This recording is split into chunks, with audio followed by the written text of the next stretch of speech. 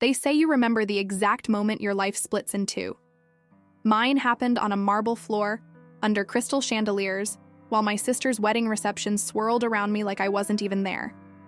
I was 26 years old, watching from my wheelchair near the service exit, the place they put things they don't want guests to see.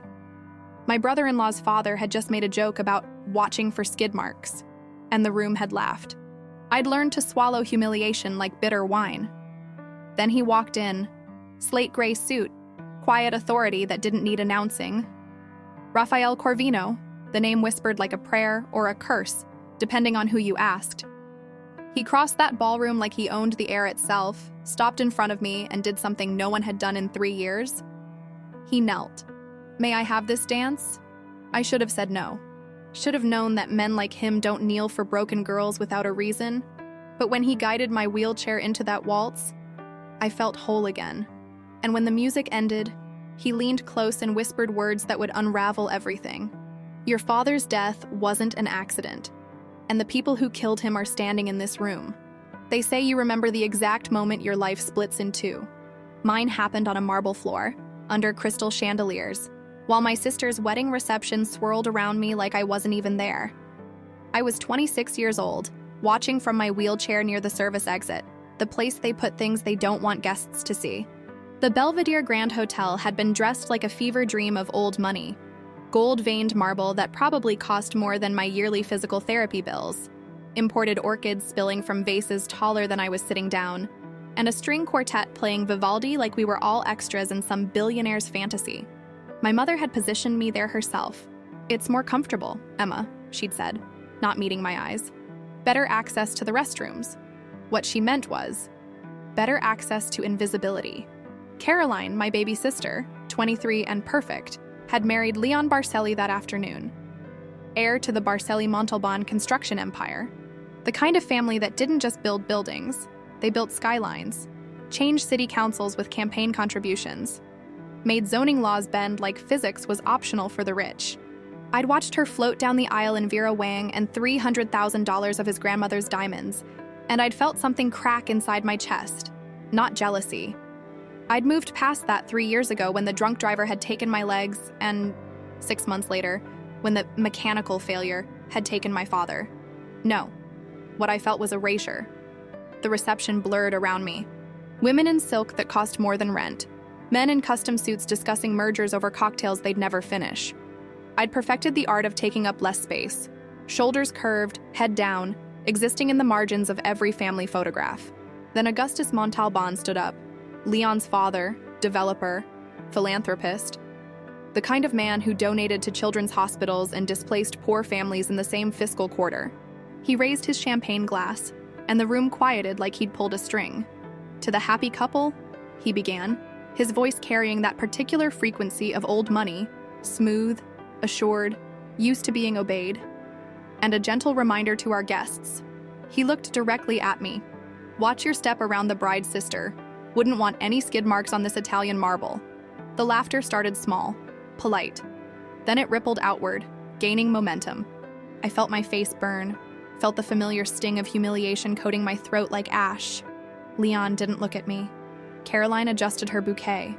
I was reaching for my phone, ready to text Marcus that I needed to leave, that I'd call an accessible cab, that I was sorry for being an inconvenience, when the room went completely silent. Not polite silence. The other kind. The kind that happens when power walks into a room and everyone remembers their place in the hierarchy. Rafael Corvino had arrived. I knew the name before I saw the face. Everyone in this city knew the name. Real estate portfolios that stretched across 3 states. Private security firm that consulted for Fortune 500 companies. The kind of legitimate businessman whose business was so legitimate that prosecutors got nervous and journalists got careful. He moved through the crowd like water. Smooth, inevitable, parting society wives and venture capitalists with nothing but his presence. Dark hair going silver at the temples, slate gray suit that probably cost what most people spent on cars, and eyes, God, his eyes, smoke-colored, intelligent, the kind of gaze that saw through the performance of politeness straight into the machinery underneath. He was supposed to be meeting Augustus. Some business arrangement, my mother had mentioned, but he didn't stop at the head table. He stopped in front of me. Up close, he was all sharp edges softened by expensive tailoring, a mouth that looked like it rarely smiled but remembered how. The faint scent of cedar and something darker, leather, maybe? Or just the particular cologne that powerful men wore when they wanted you to remember they'd been in a room. He extended his hand, not to shake, to take. Dance with me. It wasn't a question, it wasn't a request. It was a statement of fact delivered in a voice that suggested the universe bent around his intentions. I stared at him, at his hand, at the absolute audacity of this moment. I started. I know. His voice dropped, intimate and certain. Dance with me anyway. The room watched. Every eye, every held breath, every person who'd spent the last 3 hours pretending I didn't exist suddenly couldn't look away. I placed my hand in his. His fingers closed around mine, warm, steady, careful, and he guided my wheelchair onto the floor. One hand on the back of my chair, the other holding mine in a proper waltz position. He moved with the kind of precision that suggested he'd calculated every step before the music even started. The quartet shifted into something slower, a Strauss waltz, maybe. I'd stopped keeping track of classical music after the accident, after my father died humming Vivaldi while he cooked Sunday dinners I'd never taste again. Raphael guided me through the movements like we'd practiced this. Like waltzing with a woman in a wheelchair was something he did every Saturday. He never faltered, never hesitated, never treated my wheels like an obstacle. He treated me like a woman. Full stop. You shouldn't be sitting near the kitchen, he said quietly, his voice pitched for only me. You should be at the head table. That's where the important people sit. Exactly. Something in my chest twisted, loosened. 3 years of small humiliations and careful invisibility cracking under the weight of being seen. Why are you doing this? I whispered. He leaned closer. Close enough that I could see the silver threading through his dark hair, close enough to catch the scent of expensive cologne and something underneath it. Gunpowder, maybe. Or just the particular musk of controlled danger. Because no one else did. The song ended. The room erupted in polite applause, the kind that wasn't quite sure what it was applauding but knew it should. Raphael knelt. Actually knelt, right there on the marble floor, bringing himself to my eye level. This man who made city councilors nervous, who owned half of downtown, who moved through the world like gravity was optional. He knelt for me, and then he whispered the words that would unravel everything. Your father didn't die from brake failure, and the lie that killed him is standing in this room. My heart stopped, restarted, stopped again. What? From now on, he continued, his smoke-colored eyes locking onto mine with absolute certainty, no one touches you without answering to me. Character count, 60847. I need to add approximately 3,153 more characters to reach exactly 10,000. They say you remember the exact moment your life splits in two. Mine happened on a marble floor, under crystal chandeliers, while my sister's wedding reception swirled around me like I wasn't even there. I was 26 years old, watching from my wheelchair near the service exit, the place they put things they don't want guests to see. The Belvedere Grand Hotel had been dressed like a fever dream of old money, gold-veined marble that probably cost more than my yearly physical therapy bills, imported orchids spilling from vases taller than I was sitting down, and a string quartet playing Vivaldi like we were all extras in some billionaire's fantasy. My mother had positioned me there herself. It's more comfortable, Emma, she'd said, not meeting my eyes. Better access to the restrooms. What she meant was, better access to invisibility. Caroline, my baby sister, 23 and perfect, had married Leon Barcelli that afternoon, heir to the Barcelli-Montalban construction empire. The kind of family that didn't just build buildings, they built skylines, changed city councils with campaign contributions, made zoning laws bend like physics was optional for the rich.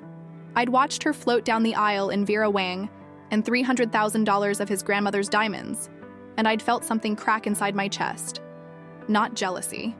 I'd moved past that 3 years ago when the drunk driver had taken my legs, and 6 months later when the mechanical failure had taken my father. No, what I felt was erasure. The reception blurred around me. Women in silk that cost more than rent. Men in custom suits discussing mergers over cocktails they'd never finish. I'd perfected the art of taking up less space, shoulders curved, head down, existing in the margins of every family photograph. Then Augustus Montalban stood up. Leon's father, developer, philanthropist, the kind of man who donated to children's hospitals and displaced poor families in the same fiscal quarter. He raised his champagne glass, and the room quieted like he'd pulled a string. "To the happy couple," he began, his voice carrying that particular frequency of old money, smooth, assured, used to being obeyed, and a gentle reminder to our guests. He looked directly at me. "Watch your step around the bride's sister. Wouldn't want any skid marks on this Italian marble." The laughter started small, polite. Then it rippled outward, gaining momentum. I felt my face burn, felt the familiar sting of humiliation coating my throat like ash. My fingers tightened on the armrests of my chair, this prison of metal and rubber that had become my identity. The first thing people saw, the only thing they remembered. Leon didn't look at me. Caroline adjusted her bouquet. My mother studied her champagne like it held answers. I was reaching for my phone, ready to text Marcus, my physical therapist's assistant who sometimes gave me rides, that I needed to leave, that I'd call an accessible cab, that I was sorry for being an inconvenience, when the room went completely silent. Not polite silence, the other kind. The kind that happens when power walks into a room and everyone remembers their place in the hierarchy. Rafael Corvino had arrived. I knew the name before I saw the face. Everyone in this city knew the name. Real estate portfolios that stretched across 3 states, private security firm that consulted for Fortune 500 companies. The kind of legitimate businessman whose business was so legitimate that prosecutors got nervous and journalists got careful. He moved through the crowd like water, smooth, inevitable, parting society wives and venture capitalists with nothing but his presence. Dark hair going silver at the temples. Slate gray suit that probably cost what most people spent on cars. And eyes? God, his eyes, smoke-colored, intelligent. The kind of gaze that saw through the performance of politeness straight into the machinery underneath. He was supposed to be meeting Augustus. Some business arrangement, my mother had mentioned. But he didn't stop at the head table. He stopped in front of me. Up close, he was all sharp edges softened by expensive tailoring. A mouth that looked like it rarely smiled but remembered how. The faint scent of cedar and something darker. Leather, maybe. Or just the particular cologne that powerful men wore when they wanted you to remember they'd been in a room. He extended his hand. Not to shake. To take, dance with me. It wasn't a question. It wasn't a request. It was a statement of fact delivered in a voice that suggested the universe bent around his intentions. I stared at him. At his hand. At the absolute audacity of this moment. I started. I know. His voice dropped, intimate and certain. Dance with me anyway. The room watched. Every eye, every held breath, every person who'd spent the last 3 hours pretending I didn't exist suddenly couldn't look away. I placed my hand in his. His fingers closed around mine, warm, steady, careful, and he guided my wheelchair onto the floor, one hand on the back of my chair, the other holding mine in a proper waltz position. He moved with the kind of precision that suggested he'd calculated every step before the music even started. The quartet shifted into something slower, a Strauss waltz, maybe. I'd stopped keeping track of classical music after the accident, after my father died humming Vivaldi while he cooked Sunday dinners I'd never taste again. Raphael guided me through the movements like we'd practiced this. Like waltzing with a woman in a wheelchair was something he did every Saturday. He never faltered, never hesitated, never treated my wheels like an obstacle. He treated me like a woman. Full stop. "You shouldn't be sitting near the kitchen," he said quietly, his voice pitched for only me. "You should be at the head table. That's where the important people sit." Exactly. Something in my chest twisted, loosened. 3 years of small humiliations and careful invisibility cracking under the weight of being seen. "Why are you doing this?" I whispered. He leaned closer. Close enough that I could see the silver threading through his dark hair, close enough to catch the scent of expensive cologne and something underneath it. Gunpowder, maybe. Or just the particular musk of controlled danger. Because no one else did. The song ended. The room erupted in polite applause, the kind that wasn't quite sure what it was applauding but knew it should. Raphael knelt. Actually knelt, right there on the marble floor, bringing himself to my eye level. This man who made city councilors nervous, who owned half of downtown, who moved through the world like gravity was optional. He knelt for me, and then he whispered the words that would unravel everything.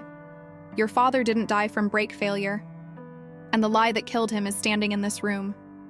My heart stopped, restarted, stopped again. What?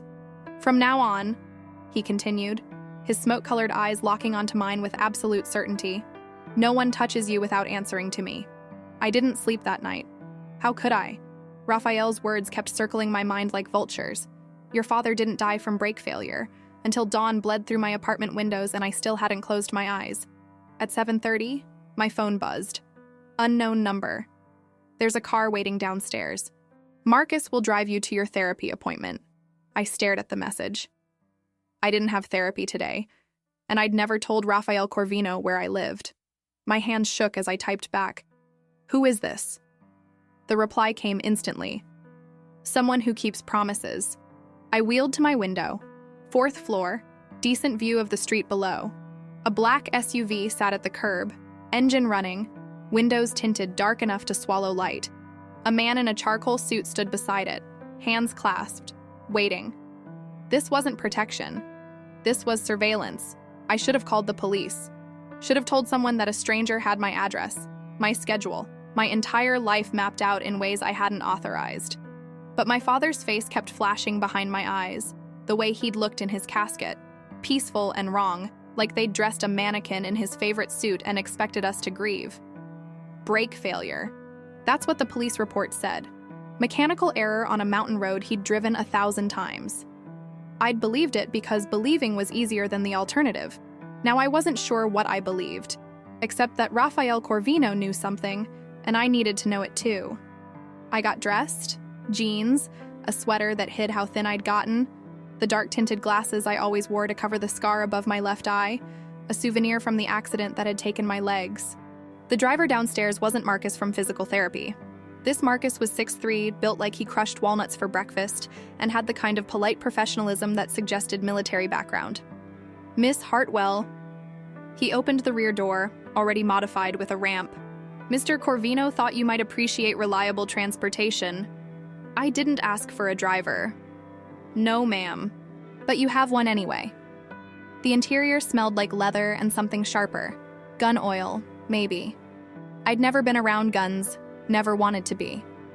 But I recognized the scent from the one time my father had taken me to a shooting range, back when I'd had legs and a future that looked like everyone else's. Marcus drove in silence. We didn't go to my usual therapy center. Instead, he pulled up to a facility I'd never seen. All glass and modern architecture, the kind of place where athletes recovered from career-ending injuries with the help of equipment that cost more than most people's houses. Mr. Corvino arranged for you to be evaluated here, Marcus said, reading my confusion. Better equipment, specialists who work with adaptive athletes. I'm not an athlete. No, ma'am, but you could be. Something in my throat tightened. I'd stopped dreaming about what I could be 3 years ago. Dreams were for people with working legs and fathers who came home alive. The evaluation took 2 hours. They mapped my muscle function, tested my core strength, discussed possibilities I'd been told were impossible. A physical therapist named Dr. Reyes, 40-something, kind eyes, hands that knew exactly how much pressure to apply, mentioned experimental treatments, new prosthetics, options I couldn't afford in a dozen lifetimes. Who's paying for this? I asked. She smiled. Does it matter? Yes, I wanted to scream. Yes, it matters because nothing is free and every gift has teeth. But I was so tired of being broken. So tired of being the girl everyone parked by the kitchen door. When I emerged, Marcus was waiting. He drove me home, walked me to my building's entrance, and handed me a card with nothing but a phone number embossed in silver.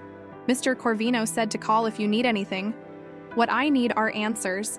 Marcus's expression didn't change. Then I suggest you call. He left me there, alone with my questions and a phone number that felt like a leash disguised as a gift. Inside my apartment, things felt wrong. Not obviously disturbed, but subtly rearranged. A book on my nightstand turned a different direction. My kitchen chair angled toward the window instead of the table. Small things. things I might have dismissed as memory playing tricks. Except I'd lived alone for 3 years. I knew my space like a blind woman knows Braille. Someone had been inside. My pulse hammered as I wheeled through each room. Nothing missing, nothing broken. Just evidence of presence, an invasion so subtle it was almost worse than violence. Then I saw my laptop, closed, but warm to the touch. I'd shut it down last night. I always shut it down. I opened it with shaking hands. My files looked untouched. Email, photos, documents, everything where I'd left it. But when I checked my browser history, I found searches I hadn't made.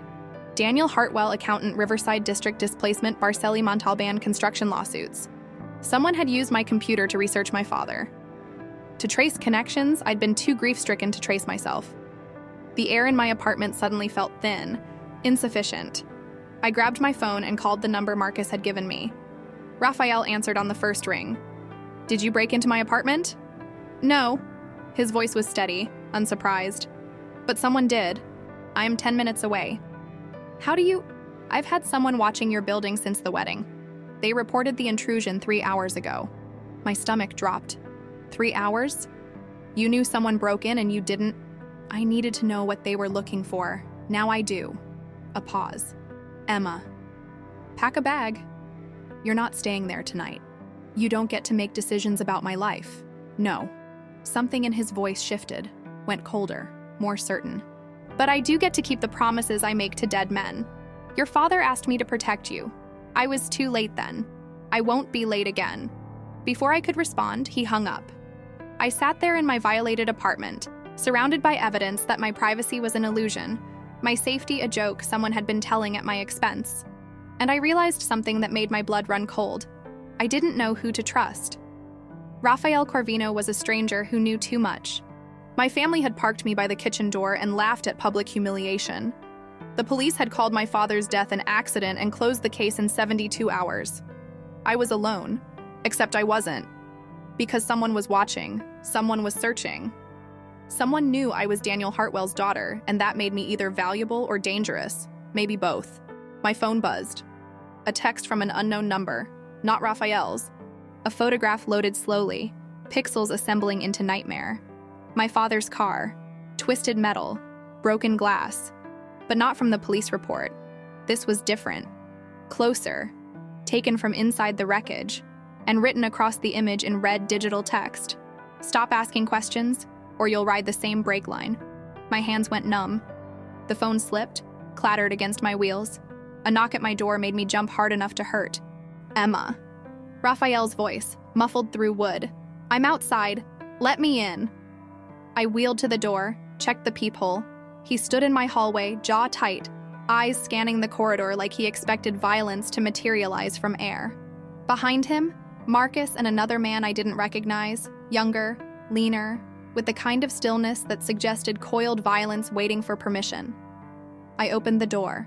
Raphael stepped inside, took one look at my face, and knew.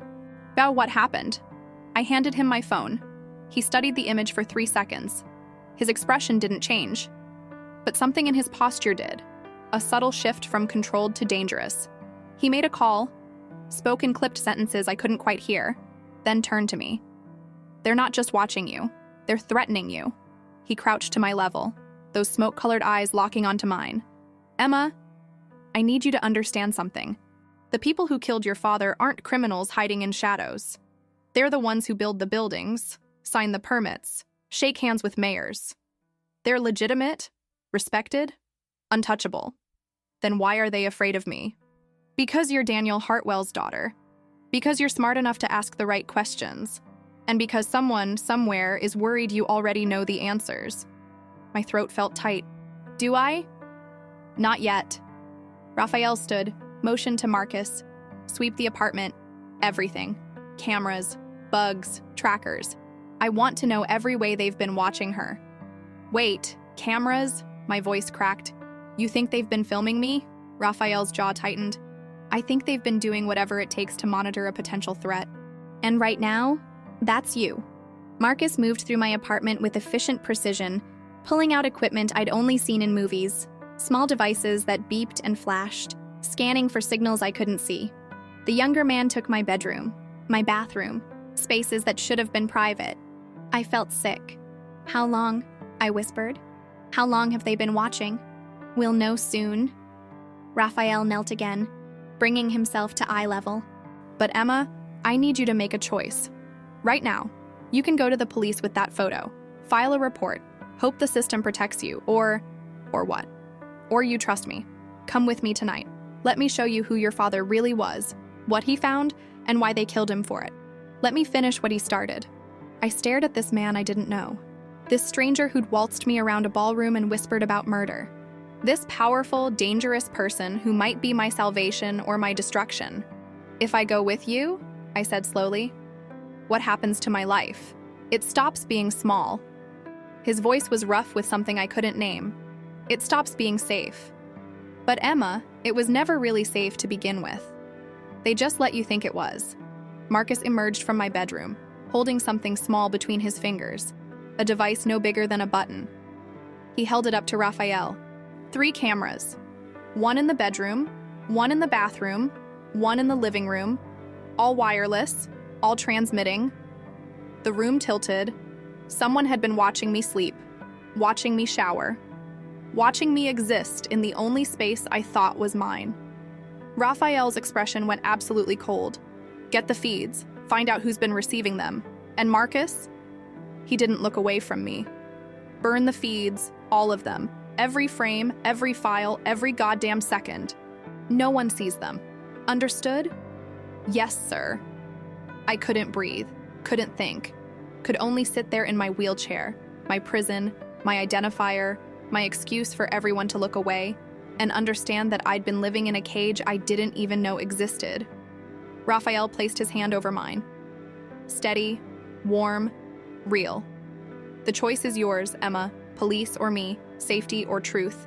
But you need to choose now, because whoever sent that photo knows where you live. And I don't think they're done sending messages. My phone buzzed again. Same unknown number. This time, the image was worse. A photograph of me, asleep in my own bed, taken sometime in the last few days. I was wearing the blue pajamas with small flowers, the ones my mother had given me last Christmas. My dark glasses sat on the nightstand. My face looked peaceful, vulnerable, unaware that someone was standing in my room, filming me while I dreamed. Below the photo, new text appeared. You were chosen to send a message.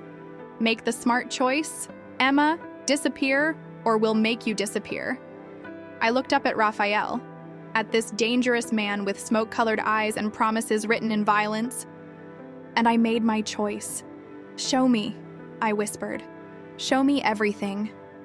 Raphael's penthouse occupied the 42nd floor of a building he owned, all glass and steel and views that made the city look like something you could hold in your palm. Manhattan spread below us, glittering and indifferent, a constellation of lives that had no idea what happened in rooms like this. I'd expected luxury. What I found was a fortress. Security cameras in every corner, reinforced doors, windows that I suspected were bulletproof. The living room looked like a war room someone had tried to disguise as a home. Leather furniture, expensive art, but also monitors displaying feeds from locations I didn't recognize, and a desk covered in files that suggested Raphael's business went far beyond real estate. You live like you're under siege, I said. I live like I understand human nature. Raphael moved to a cabinet, poured amber liquid into 2 glasses. When you operate at the intersection of legitimate business and necessary protection, you make enemies in both worlds. Is that what you call it? Necessary protection? He handed me a glass. Whiskey, by the smell. I didn't drink, hadn't since the accident, since medications made alcohol dangerous, but I took it anyway. Needed something to do with my hands. Your father called it justice. Raphael settled into a chair across from me, close enough to talk, far enough to not crowd. Everything he did was calibrated, precise. Daniel Hartwell was an accountant, but he was more than that. He believed numbers told stories, that spreadsheets could reveal truth when people chose to lie. My chest tightened. That sounded exactly like my father, the man who'd taught me to balance a checkbook at 10, who'd shown me how to read financial statements like they were novels, who'd believed that transparency was the foundation of democracy. What story did he find? Raphael pulled a laptop from his desk, opened it, turned the screen toward me. A map of Manhattan filled the display, specifically the Riverside District, a neighborhood I knew, had driven through before the accident. Working-class families, small businesses, the kind of community that held summer block parties and looked out for each other's kids. Except half the map was marked in red: buildings demolished, families displaced.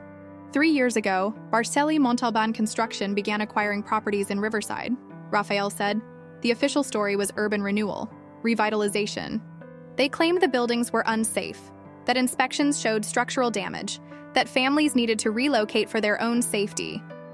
And unofficially, they wanted the land. Riverside sits on what developers call a gold mine: waterfront access, proximity to downtown, underdeveloped real estate they could flip for massive profit. But the families who lived there had rent-controlled leases, tenant protections, roots that went back generations. They couldn't be bought easily.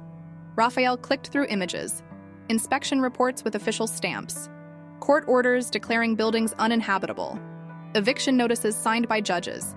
So they fabricated risk assessments, bribed inspectors to file false reports, paid off judges to sign eviction orders based on non-existent safety violations. Within 18 months, they'd cleared out 200 families and begun construction on luxury condos that sold for $3 million per unit. My stomach turned, and my father found proof. Your father was auditing community development funds when he noticed discrepancies. Money allocated for affordable housing was being diverted. Inspection reports contained inconsistencies. Buildings declared structurally unsound 1 week, then magically safe enough to demolish the next. He started digging, interviewing displaced families, collecting documentation. Raphael's jaw tightened.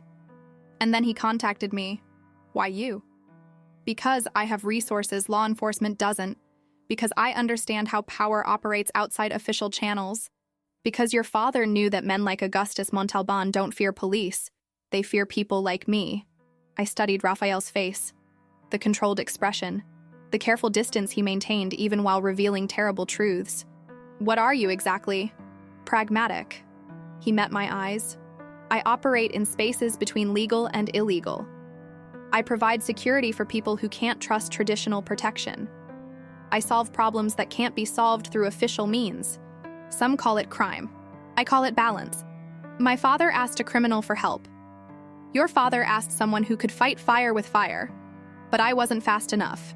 Something cracked in Raphael's voice. Regret, maybe, or old anger. Daniel came to me 3 weeks before he died. Showed me everything he'd found. Asked me to protect his family if anything happened to him. I told him I'd need time to verify his evidence, to build a case that could actually bring down Montalban's operation. Raphael stood, paced to the window. 2 weeks later, his car went off that mountain road. Brake line cut so cleanly the investigators missed it. They ruled it mechanical failure, case closed, and I realized I'd failed the only honest man who'd ever asked me for help. My hands shook. The whiskey glass trembled, liquid catching light. You're saying they murdered him because he found proof of fraud. I'm saying they murdered him because he threatened their empire. And Emma? Raphael turned, his smoke-colored eyes holding mine with terrible intensity. They've been watching you because they're afraid he told you what he knew. Afraid he left evidence. Afraid his daughter might finish what he started. But I don't know anything. I didn't even know he was investigating Riverside. They don't know that. All they know is you're Daniel Hartwell's daughter. You're smart, educated, and recently, you've been seen with me, a man they can't control, can't threaten, can't make disappear as easily as an accountant who asks too many questions. The room felt smaller suddenly, suffocating. The wedding? You didn't come for business with Augustus. You came for me. I came because I owed your father a debt I can never repay. And because I saw you sitting by that kitchen door, invisible to people who should have cherished you, and I thought... He stopped. Started again. I thought maybe protecting his daughter could balance the scales. Before I could respond, Raphael's phone buzzed. He checked it, and his entire body went rigid. We need to move, now. What? Marcus just spotted 3 vehicles circling the building. Professional surveillance. They know you're here. Fear spiked through me. They followed us. No, they've been tracking your phone. Raphael was already moving, pulling a bag from a closet, grabbing keys. Marcus, we're leaving. Back exit, now. The younger man from my apartment appeared. Car's ready. But boss, they've got the garage exits covered. Raphael's expression went cold, calculating. Then we don't use the garage. He wheeled me toward a door I'd assumed was a closet. Instead, it opened to a private elevator, the kind that required a key, that bypassed normal floors, that suggested Raphael had planned for exactly this scenario. We descended in silence. My heart hammered. Marcus stood with his hand inside his jacket, resting on what I now understood was a gun. The elevator opened to a basement parking level I'd never seen. Concrete and shadows. A black SUV waiting with engine running. Raphael guided me inside, Marcus and the other man flanking us. The vehicle had been modified, enough space for my wheelchair. Reinforced panels, windows that looked thick enough to stop bullets. We pulled out through a service exit I didn't know existed onto a street that looked industrial, deserted. Where are we going? I asked. Somewhere they can't follow. Somewhere your father used to meet families from Riverside before they were displaced. Raphael's voice was tight. An old gym, been closed for years, but the building's still standing. Some of the families found shelter there after the evictions. Your father documented their testimonies. If anyone knows what he found, they do. We drove through Manhattan's skeleton, past the glossy towers and tourist attractions, into neighborhoods where money hadn't trickled down, where buildings wore their age like scars. The gentrification boundary was visible like a wall. One block sagged artisanal coffee shops, the next, boarded windows. The gym sat wedged between abandoned warehouses. Graffiti covered its brick walls, but light seeped through cracks. Someone was inside. Marcus checked his weapon. Could be a trap. Could be the only lead we have, Raphael countered. He turned to me. Stay in the car. If anything happens, no. I surprised myself with the force in my voice. If my father came here, if he listened to these people's stories, then I'm going inside. They deserve to see his daughter, to know someone still cares what happened to them. Raphael studied me, then nodded. All right, but you stay close. If I say move, you move. Understood. Understood. Marcus opened my door, extended the ramp. I wheeled down into cold night air that tasted like rain and exhaust. Raphael walked beside me, one hand resting on my wheelchair, protective or possessive. I couldn't tell. Inside, the gym had been transformed into a makeshift shelter. Families clustered in corners, sleeping bags and portable heaters creating small islands of warmth. Children played quietly, too well behaved in the way kids get when they've learned noise attracts trouble. Adults watched us with wary eyes. An elderly woman approached, 70-something, with gray hair in a neat bun and eyes that had seen too much. She looked at me, and something in her expression cracked. You're Daniel's daughter. My throat closed. You knew my father? Knew him? She laughed, but it sounded like crying. Honey, your father saved my life. Saved all our lives or tried to. I'm Nadia Reyes. Your father interviewed me 17 times. Recorded my testimony about how they forced us out of homes my family had owned for 40 years. She pulled a folder from a bag, papers creased and worn from handling, eviction notices, inspection reports, all dated and stamped official. He told me these were fake, that the dates were wrong, the signatures forged, the inspections never happened. He said he could prove it. And then he died. I finished. Nadia's eyes filled. I'm sorry, sweetheart. We're all so sorry. Your father was the only one who listened, who believed us, who treated us like we mattered. Other families gathered now. A young mother holding a toddler, an older man with a cane, a teenage girl who looked at me like I might be a miracle or a ghost.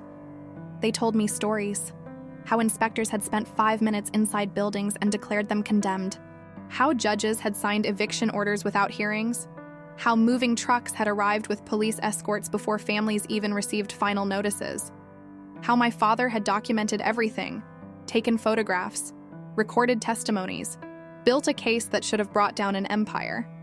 Raphael stood back, letting me listen, letting me understand what my father had died for. These people, these invisible families that men like Augustus Montalban had erased like inconvenient numbers in a ledger. Did my father leave anything here? I asked Nadia. Evidence? Files? She shook her head. He was too smart for that. said he couldn't risk putting us in danger. But he did say something the last time I saw him. Her voice dropped.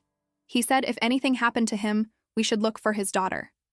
That you had his mind, his heart, that you'd know what to do. My father had believed in me. Even while I was broken and grieving, he'd believed I could finish this. Raphael's phone buzzed. He checked it, and his face went hard. Emma, we need to leave, now. What is it? Marcus just intercepted radio chatter. Police are responding to a call about suspicious activity at this location. Someone reported us. My pulse spiked. Who would? Headlights flooded through the gym's windows. Not police lights. Something worse, 3 black SUVs, identical to ours, men emerging with purposeful movements that suggested they weren't here to talk. Raphael pulled me back toward a rear exit. Marcus, cover our exit. Everyone else, stay low and quiet. But Nadia grabbed my hand. Wait. Your father. He gave me something. Said to give it to you if you ever came looking. She pressed a small key into my palm. Storage unit, number 347. Downtown facility on 5th and Madison. He said you'd know the code. The rear door burst open. Men in tactical gear, not police, not official, just mercenaries dressed in black. Raphael stepped between me and them, and I saw what Marcus's jacket had been hiding. A gun, now in Raphael's hand, held with the easy confidence of someone who'd used it before. You're making a mistake, Raphael said. Voice deadly calm. No mistake, Corvino. The girl's coming with us. Augustus wants a conversation. Then Augustus can call and make an appointment like civilized people. The lead man smiled. Since when are you civilized? Everything happened fast. Raphael fired. Not at the men, but at the lights, plunging the gym into darkness. Muzzle flashes strobed. Someone screamed. I felt hands on my wheelchair. Marcus, pulling me toward the exit, toward safety I wasn't sure existed. Behind us, gunfire cracked like thunder. Raphael's voice cutting through chaos. Get her out! Go! We burst into the alley. More vehicles appeared, blocking our escape. Marcus swore, reversed direction, pushed me toward a gap between buildings barely wide enough for my chair. My wheels caught on broken pavement. I pitched forward, pain shooting through my arms as I caught myself. Marcus hauled me back up, kept moving. Behind us, footsteps, shouts. The ugly sound of violence conducted in darkness. We emerged onto a cross street. Marcus pulled out his phone, barked coordinates. 30 seconds, he told me. Backup's 30 seconds out. Just hold on. But 30 seconds felt like forever when men with guns were hunting you. A shot rang out. Marcus stumbled, clutching his shoulder. Blood seeped between his fingers, black in the streetlight. Go! He gasped. Take the phone. Call this number. Raphael will find you. I'm not leaving. He shoved the phone into my hands. Your father died for this. Don't let it be for nothing. Run. I'd spent 3 years in a wheelchair. 3 years learning that running wasn't something I did anymore. But I pushed my wheels harder than I ever had, ignoring the burn in my shoulders, the fear screaming through my veins. Behind me, more gunshots. Marcus's voice rising in challenge or pain. I rounded a corner. A car screeched up beside me. Different make, different model. The passenger door flew open. Raphael leaned out, blood on his face, eyes wild with something between rage and relief. Get in! Hands pulled me inside. My wheelchair clattered to the pavement, abandoned. The car peeled out before the door even closed. Raphael held me against him, checking for injuries with shaking hands. Are you hurt? Emma, are you hurt? Marcus, he was shot. I know. Backup's getting him. But Emma, his voice cracked. They almost had you. They almost... He didn't finish. Just held me tighter while the driver navigated through streets I didn't recognize, taking turns that suggested we were running from something I couldn't see. My phone, Marcus's phone, buzzed in my pocket. A text from an unknown number. I opened it with numb fingers. A photograph loaded. Me, being pulled from the gym, clear, close up, professional quality. And below it, text that turned my blood to ice. Still think Corvino can protect you. We were watching the whole time. Next time, we take more than just your wheelchair. We take everything, starting with everyone you love. I looked up at Raphael. At this dangerous man who'd just killed people to save me, who'd promised protection and delivered violence. "They're not going to stop," I whispered. "No." His smoke-colored eyes held mine. "They're not. Because you're not just Daniel Hartwell's daughter anymore. You're the woman who walked into that gym, who listened to those families, who made them hope again. And Emma," his jaw tightened, "you're holding the key to a storage unit that might contain everything your father died to protect. Which means they'll do anything to get to you." Raphael took me to a different safe house. Not the penthouse fortress, but something quieter. A brownstone in Brooklyn, tucked between a bodega and a tailor shop that had probably been there since the neighborhood still spoke Italian. The kind of building where neighbors minded their business because asking questions was dangerous. Inside, it looked like someone's grandmother had decorated it 30 years ago and time had simply stopped. Floral wallpaper, heavy curtains, furniture that prioritized comfort over style. But underneath the domesticity, I recognized the same infrastructure as the penthouse. Reinforced doors, security cameras hidden in light fixtures, windows that didn't open from the outside. A woman waited inside, 50-something, with steel gray hair and the kind of face that suggested she'd seen everything and judged none of it. She took one look at me and disappeared into the kitchen, returning with tea I hadn't asked for, but desperately needed. "Rosa," Raphael said by way of introduction. "She keeps this place running, asks no questions, tells no lies, and makes the best empanadas in Brooklyn." Rosa nodded once, set the tea on a side table within my reach, and left without speaking. The silence felt respectful rather than cold.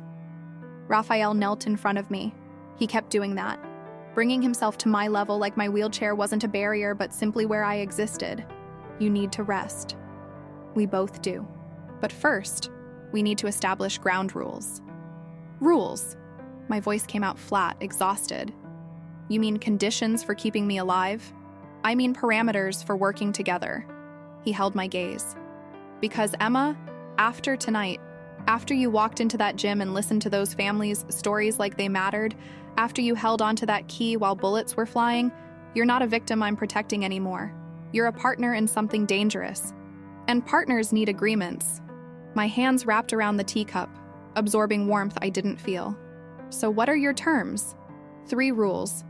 Raphael sat back on his heels, and I noticed for the first time how tired he looked. Blood still stained his collar. Not his blood, I realized with a jolt. Someone else's. "First, you don't go anywhere without security. I know you value independence. I know the last 3 years have been about rebuilding autonomy.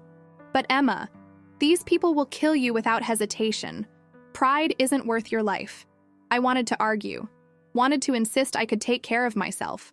But Marcus's blood was still fresh in my memory, and my wheelchair was abandoned in some alley.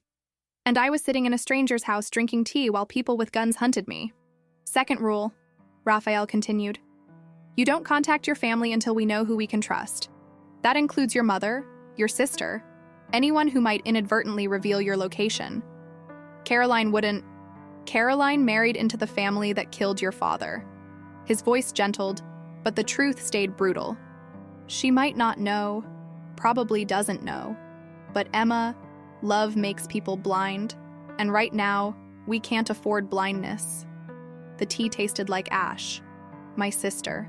My baby sister who used to crawl into my bed during thunderstorms, who'd cried more than I did when the doctor said I'd never walk again.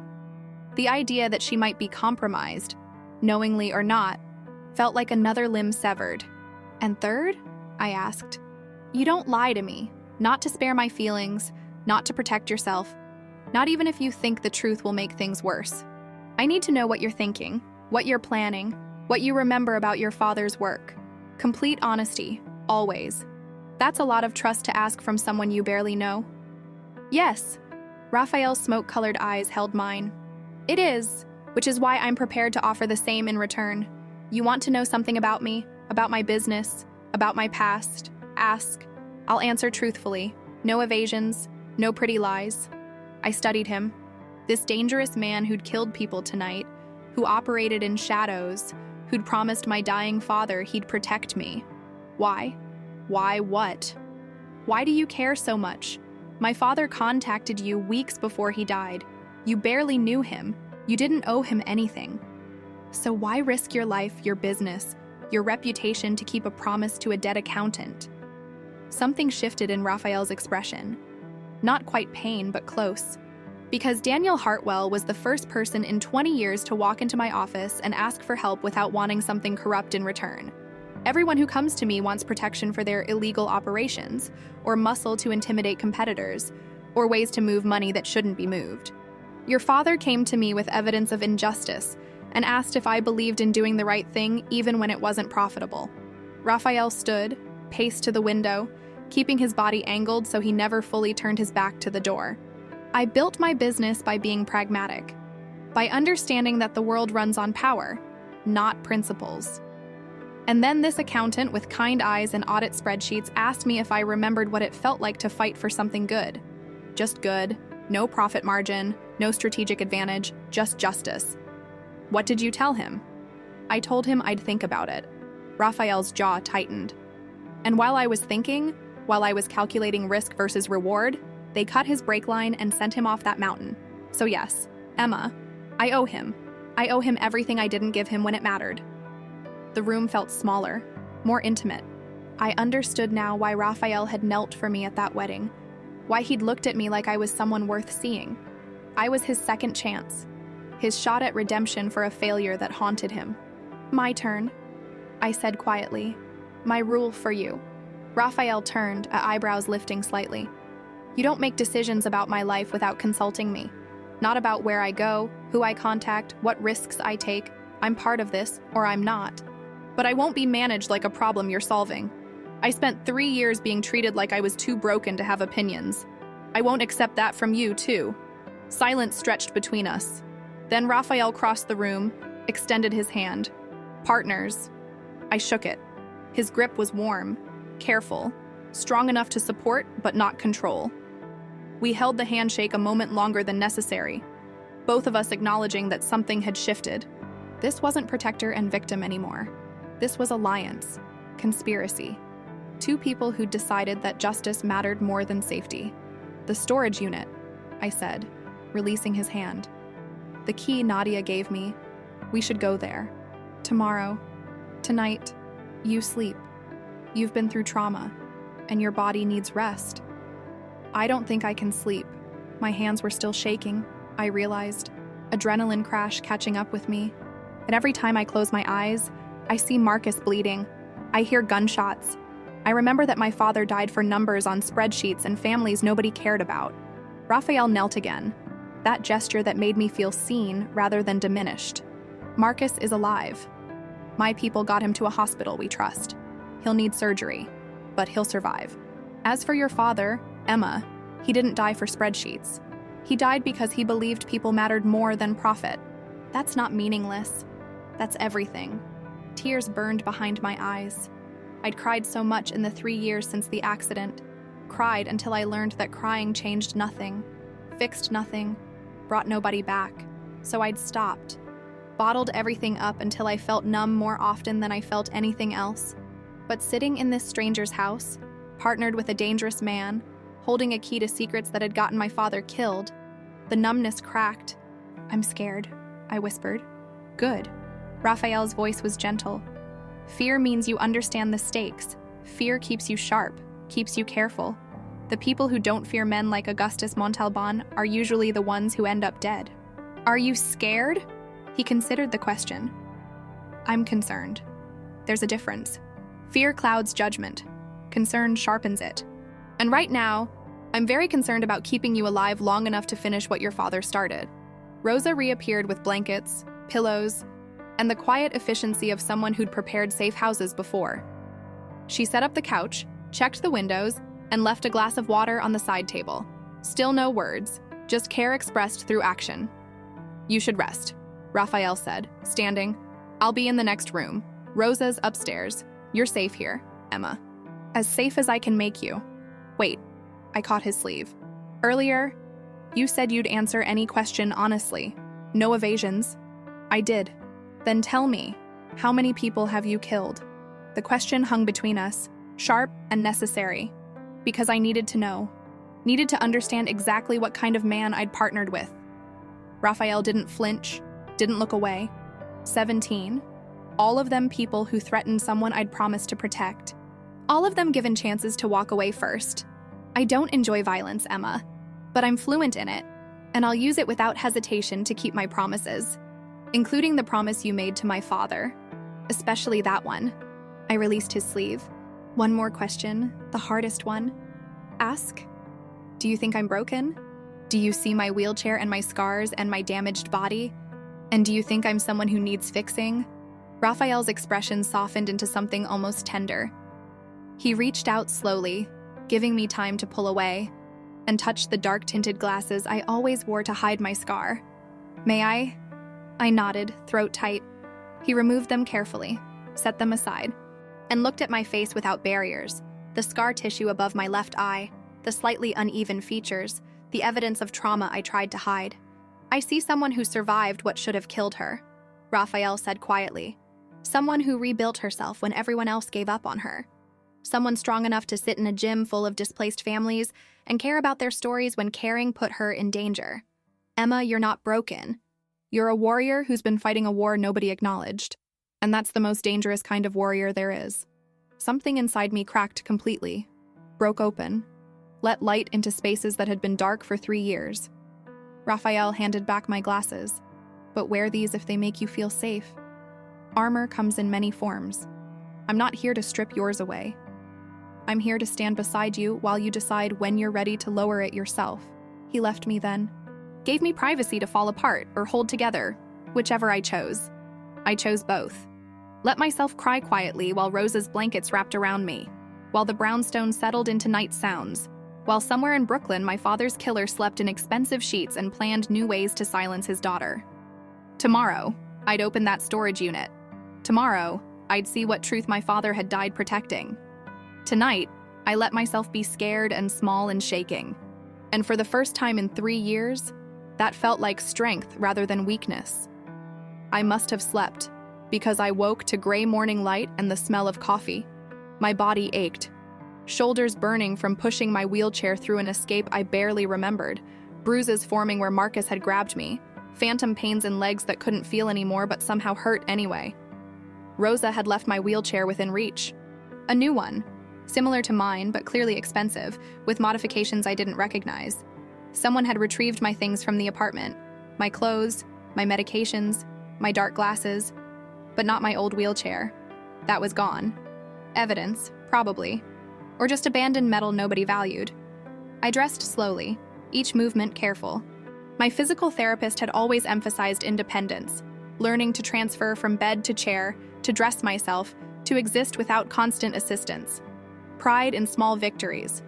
Today, small victories felt monumental. Raphael was in the kitchen when I emerged, talking quietly on his phone. He wore different clothes, dark jeans, a black sweater, and looked more human somehow. Less like a crime lord, more like someone who might coach Little League on weekends if his weekends didn't involve gunfights. He ended the call when he saw me. Marcus made it through surgery. He'll be in recovery for a few weeks, but he's stable. Relief flooded through me. Can I visit him? Not yet. The hospital's being watched, but I'll arrange a video call later. Raphael poured coffee. Black, no sugar, apparently assuming I took it the same way. He was wrong, but I didn't correct him. How are you feeling? Like I got hit by a truck and then shot at? Accurate. A ghost of a smile. Rosa left breakfast. You should eat. We have a long day ahead. The storage unit. Right. The key in my pocket felt heavier than a piece of metal should. Before we go, I said, I need to know what we're walking into. If my father hid evidence there, if it's dangerous enough to kill for... What exactly are we hoping to find? Raphael set down his coffee. Documentation, paper trails that prove Barceli Montalban falsified inspection reports, bribed officials, forged eviction orders. Your father was an accountant. He understood that courts run on evidence, and the best evidence is always financial. Money leaves tracks. Payments create records. If he found proof that Augustus Montalban personally authorized bribes, personally signed off on fraud, that's not just corporate malfeasance, that's criminal conspiracy.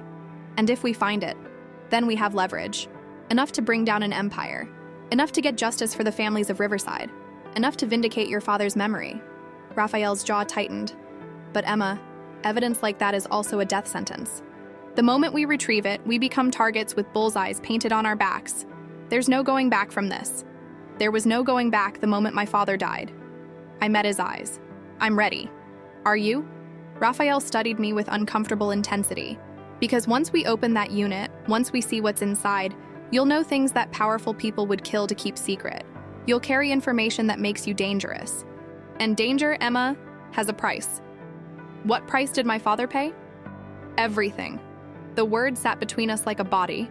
Then I'm already paying it. I said quietly. I've been paying it for 3 years. In every pitying look, every whispered conversation that stops when I enter a room, every family gathering where I'm positioned out of sight because my wheelchair makes people uncomfortable. My father died believing I could finish this. So that's what I'm going to do. Raphael studied me for a long moment. Then he nodded. All right, but Emma, when things get dangerous, when the choice is between the evidence and your life, I need to know you'll choose your life. Information can be rebuilt. You can't. I'm not promising that. Then I'm not taking you to the storage unit. We stared at each other, two stubborn people locked in a battle of wills neither wanted to lose. Finally, I broke the silence. And my father chose the evidence over his life. That's why he's dead and those families are still homeless. If I make the same choice, if I prioritize survival over justice, then what was it all for? It was for keeping you alive. That's what your father wanted. That's what he asked me to do. No, I shook my head. What my father wanted was for someone to care enough to finish what he started. And I'm his daughter. If I walk away now, if I let his evidence disappear because I'm too scared to fight, then I'm the one who makes his death meaningless. Raphael's expression cracked, just slightly, just enough for me to see the conflict underneath. I can't watch another Hartwell die for this. Then help me live through it. The kitchen fell silent except for the hum of Rosa's refrigerator and the distant sounds of Brooklyn waking up. Finally, Raphael exhaled. We leave in 20 minutes. Eat something first, and Emma. His smoke-colored eyes held mine with fierce intensity. When I say run, you run. When I say hide, you hide. When I tell you something's too dangerous, you listen. I'll respect your autonomy, but I won't watch you die out of pride. Understood. Understood. But we both knew I was lying.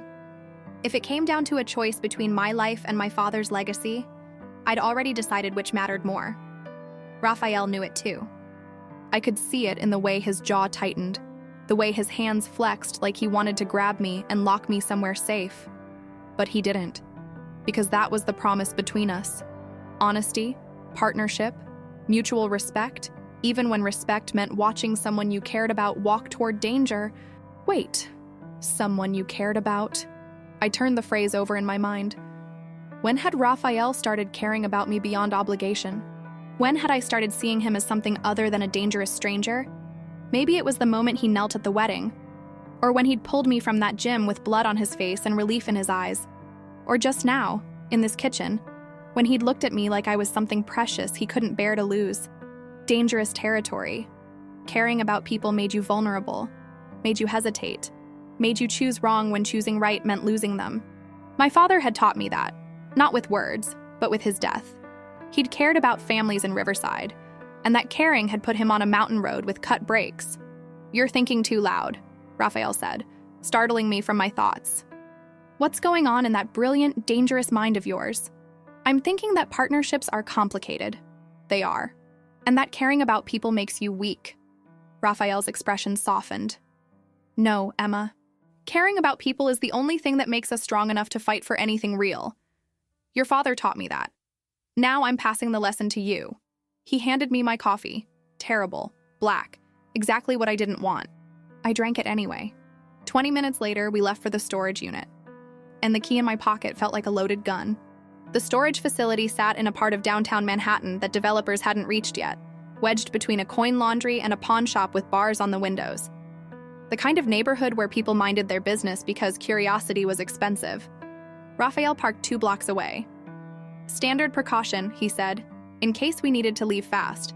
I was learning that everything Raphael did had a backup plan, a secondary exit, a contingency for when things went wrong. He lived like violence was always 3 steps behind him. And maybe it was. Maybe that's what happened when you built a life in the spaces between legal and necessary. The facility looked exactly like every storage place I'd ever seen. Concrete boxes stacked in rows, orange doors with combination locks, fluorescent lights that made everyone look half dead.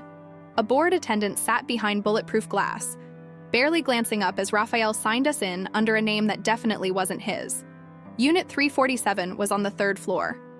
We took the elevator, wide enough for my wheelchair, which felt like a small miracle. Most of the world wasn't built for bodies like mine. Most of the world assumed everyone had working legs and unlimited mobility, and the luxury of never thinking about accessibility. My father had thought about it. After the accident, he'd spent months researching adaptive equipment, arguing with insurance companies, modifying our house so I could exist in it. He'd treated my disability like a problem to solve, rather than a tragedy to mourn. I missed him with a physical ache that hadn't dulled in 3 years. "You okay?" Raphael asked quietly. "No. Honesty. Our agreement. I'm about to open a storage unit my father rented knowing he might die. I'm not okay, but I'm functional. Functional works." The elevator doors opened. Corridor stretched ahead, concrete floor, orange doors on either side, the faint smell of dust and old cardboard. Unit 347 sat at the end, indistinguishable from its neighbors except for the number stenciled on the door. I pulled out the key Nadia had given me, brass, worn from handling, warm from my pocket. My father had touched this key, had stood here, maybe, loading boxes of evidence that would outlive him. "The code," Raphael said. "Nadia mentioned you'd know the code." I did. The number was burned into my memory, not because my father had told me, but because it was the date of the accident, October 15th, 10:15. The day I'd lost my legs and, in some ways, my entire future. Why would he use that date? Was it memorial? Warning? A way of saying, remember what they took from us? My hands shook as I entered the numbers. The lock clicked. The mechanism released. Raphael positioned himself between me and the door. Automatic protective gesture that should have annoyed me, but instead felt oddly comforting. He pulled the door up slowly, revealing darkness. Then he found the light switch. The unit blazed into fluorescence, and I understood why my father had died. Boxes, dozens of them. Neatly labeled in his precise accountant's handwriting. Riverside property records, Barcelli Montalban, financial statements, inspection reports, falsified, judicial orders, forged signatures, witness testimonies, audio recordings. But that wasn't what made my breath catch. In the center of the unit sat a desk. My father's desk from his home office, the one I'd been unable to enter after his death, the one my mother had supposedly donated. And on the desk, carefully arranged like he'd just stepped away for coffee, were photographs. Of me. Hundreds of photographs. Me as a child. Me at my college graduation. Me in the hospital after the accident, unconscious and intubated. Me in physical therapy, learning to transfer from bed to chair. Me at family dinners, sitting at the edge of the frame like I was apologizing for existing. My father had been documenting my life alongside the fraud case, creating a record of his daughter parallel to the record of corruption. Why? Raphael knelt beside my wheelchair, his presence solid and grounding. "Emma, he knew." My voice cracked. He knew they'd come for him. He set this up knowing I'd be the one to find it. In the center of the desk sat a safe, small, fireproof, with a digital keypad, and taped to it, an envelope addressed in my father's handwriting. "For Emma. When you're ready." My hands trembled as I opened it. Inside, a letter written on legal pad paper, every word precise and measured. "My darling girl, if you're reading this, I've run out of time. I'm sorry. I'm so deeply sorry for leaving you, for putting you in danger, for being too stubborn to walk away from something that mattered more than my own safety. But Emma, it did matter. The families of Riverside matter. The truth matters. Justice matters. I know you understand this because you inherited my moral compass along with my stubbornness and my terrible habit of working too late. The safe contains everything.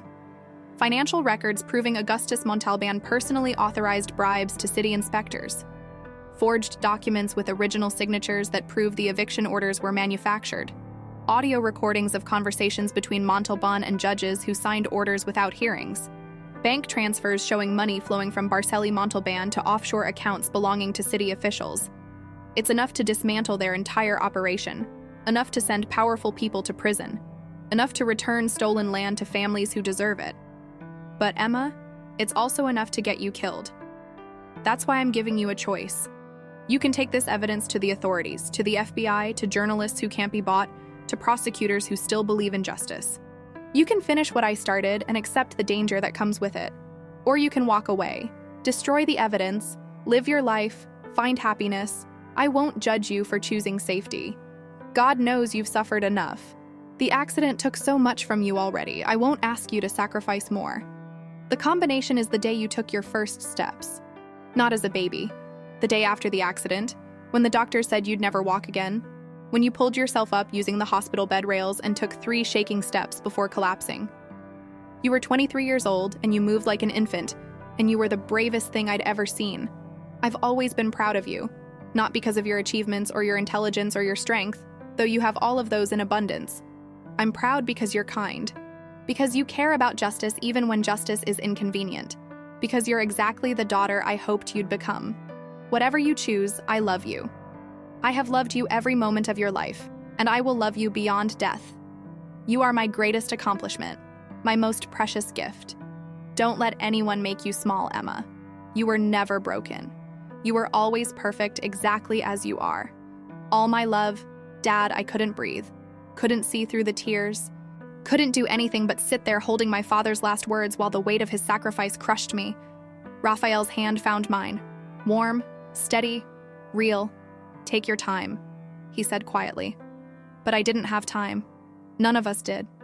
The people who'd killed my father were still out there, still displacing families, still treating human lives like inconvenient numbers in a profit calculation.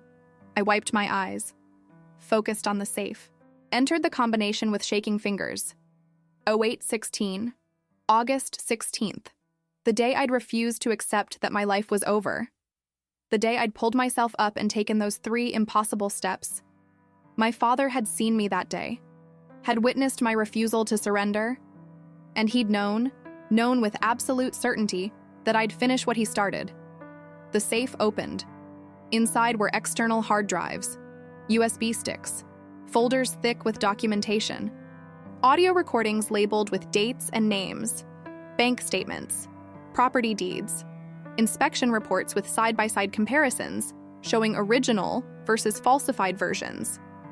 It was a prosecutor's dream, a journalist's Pulitzer, a corruption case so thoroughly documented that denial would be impossible. It was also a death sentence. Raphael began photographing everything with his phone, creating backups, I realized. Insurance in case the physical evidence disappeared. Emma, his voice pulled me from the storm of my thoughts. Your father gave you a choice. You don't have to do this. We can take the evidence to the FBI right now. Let them handle it. You've done enough. Have I? I looked at the photographs of me scattered across my father's desk. All the moments he'd captured. All the proof that I mattered to him. He died for this. Marcus got shot for this. Those families in the gym are homeless because of this. When does enough actually mean something? When you survive? Raphael's smoke-colored eyes held mine with fierce intensity. Emma, I've seen what happens to whistleblowers.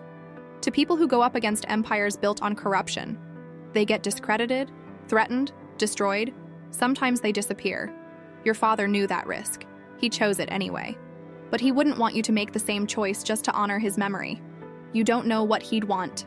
Yes, I do, because he told me. Raphael set down his phone, gave me his complete attention. The last time I saw your father, 2 days before he died, he made me promise something. Not to protect you. He knew I'd do that anyway. He made me promise that if anything happened to him, I'd make sure you had choices. That I wouldn't push you into finishing his fight just because it was righteous. He said, Raphael's voice roughened. He said you'd spent your whole life being pushed into shapes other people wanted. First by the accident, then by family expectations, then by a world that treated your wheelchair like a character flaw. He wanted you to choose your own shape, your own fight, your own life. My throat closed. That sounded exactly like my father. Principled but never self-righteous. Brave but never reckless with other people's safety. So what do I choose? The question came out broken. How do I look at this evidence, at these families, at everything he died for, and just walk away? You don't walk away. You step back long enough to think strategically. Raphael gestured at the boxes. This evidence is powerful. But Emma, it's also 3 years old. Statutes of limitations might apply. Witnesses might have been threatened into silence. Judges who signed those forged orders might have retired or died. We need to verify what's still actionable, what can actually bring charges. And while we're verifying, more families get displaced. Yes, Raphael didn't soften the truth. That's the cost of fighting smart instead of fighting reckless. But Emma, if we move now without strategy, without backup, without understanding the full scope of what we're up against, they'll destroy us. They'll destroy this evidence, and your father's sacrifice becomes meaningless. I stared at the safe's contents, at my father's careful documentation, at 3 years of his life condensed into hard drives and folders. Then I looked at the photographs of me, particularly one taken 2 months before he died, me at a family dinner, sitting at the far end of the table, smiling politely while conversations happened around me. I looked small in that photo, diminished, like I was apologizing for taking up space. My father had captured that moment, had seen what I was becoming, invisible, erased, the girl parked near the kitchen door, and he'd built this case knowing I might be the one to finish it. Not because he wanted to endanger me, but because he believed I was strong enough to choose danger over invisibility. I'm keeping the evidence, I said quietly. But you're right about strategy. We can't just hand this to the FBI and hope they're not compromised. We need leverage, insurance, a way to release the information if anything happens to us. Raphael nodded slowly. Dead man's switch. Multiple copies in multiple locations. Programmed to release to journalists and prosecutors simultaneously if we don't check in regularly. Exactly. That's smart. Also illegal in about 17 ways. I'm partnered with a man who's killed 17 people. I think I can handle some light illegality. A ghost of a smile crossed Raphael's face. Fair point. We spent the next 2 hours methodically documenting everything. Raphael used specialized equipment from his car, scanners, cameras, devices I didn't recognize, to create digital copies of every document. I organized the physical evidence, creating an inventory that would make my accountant father proud. The work was tedious, methodical, exactly the kind of detailed process my father had loved.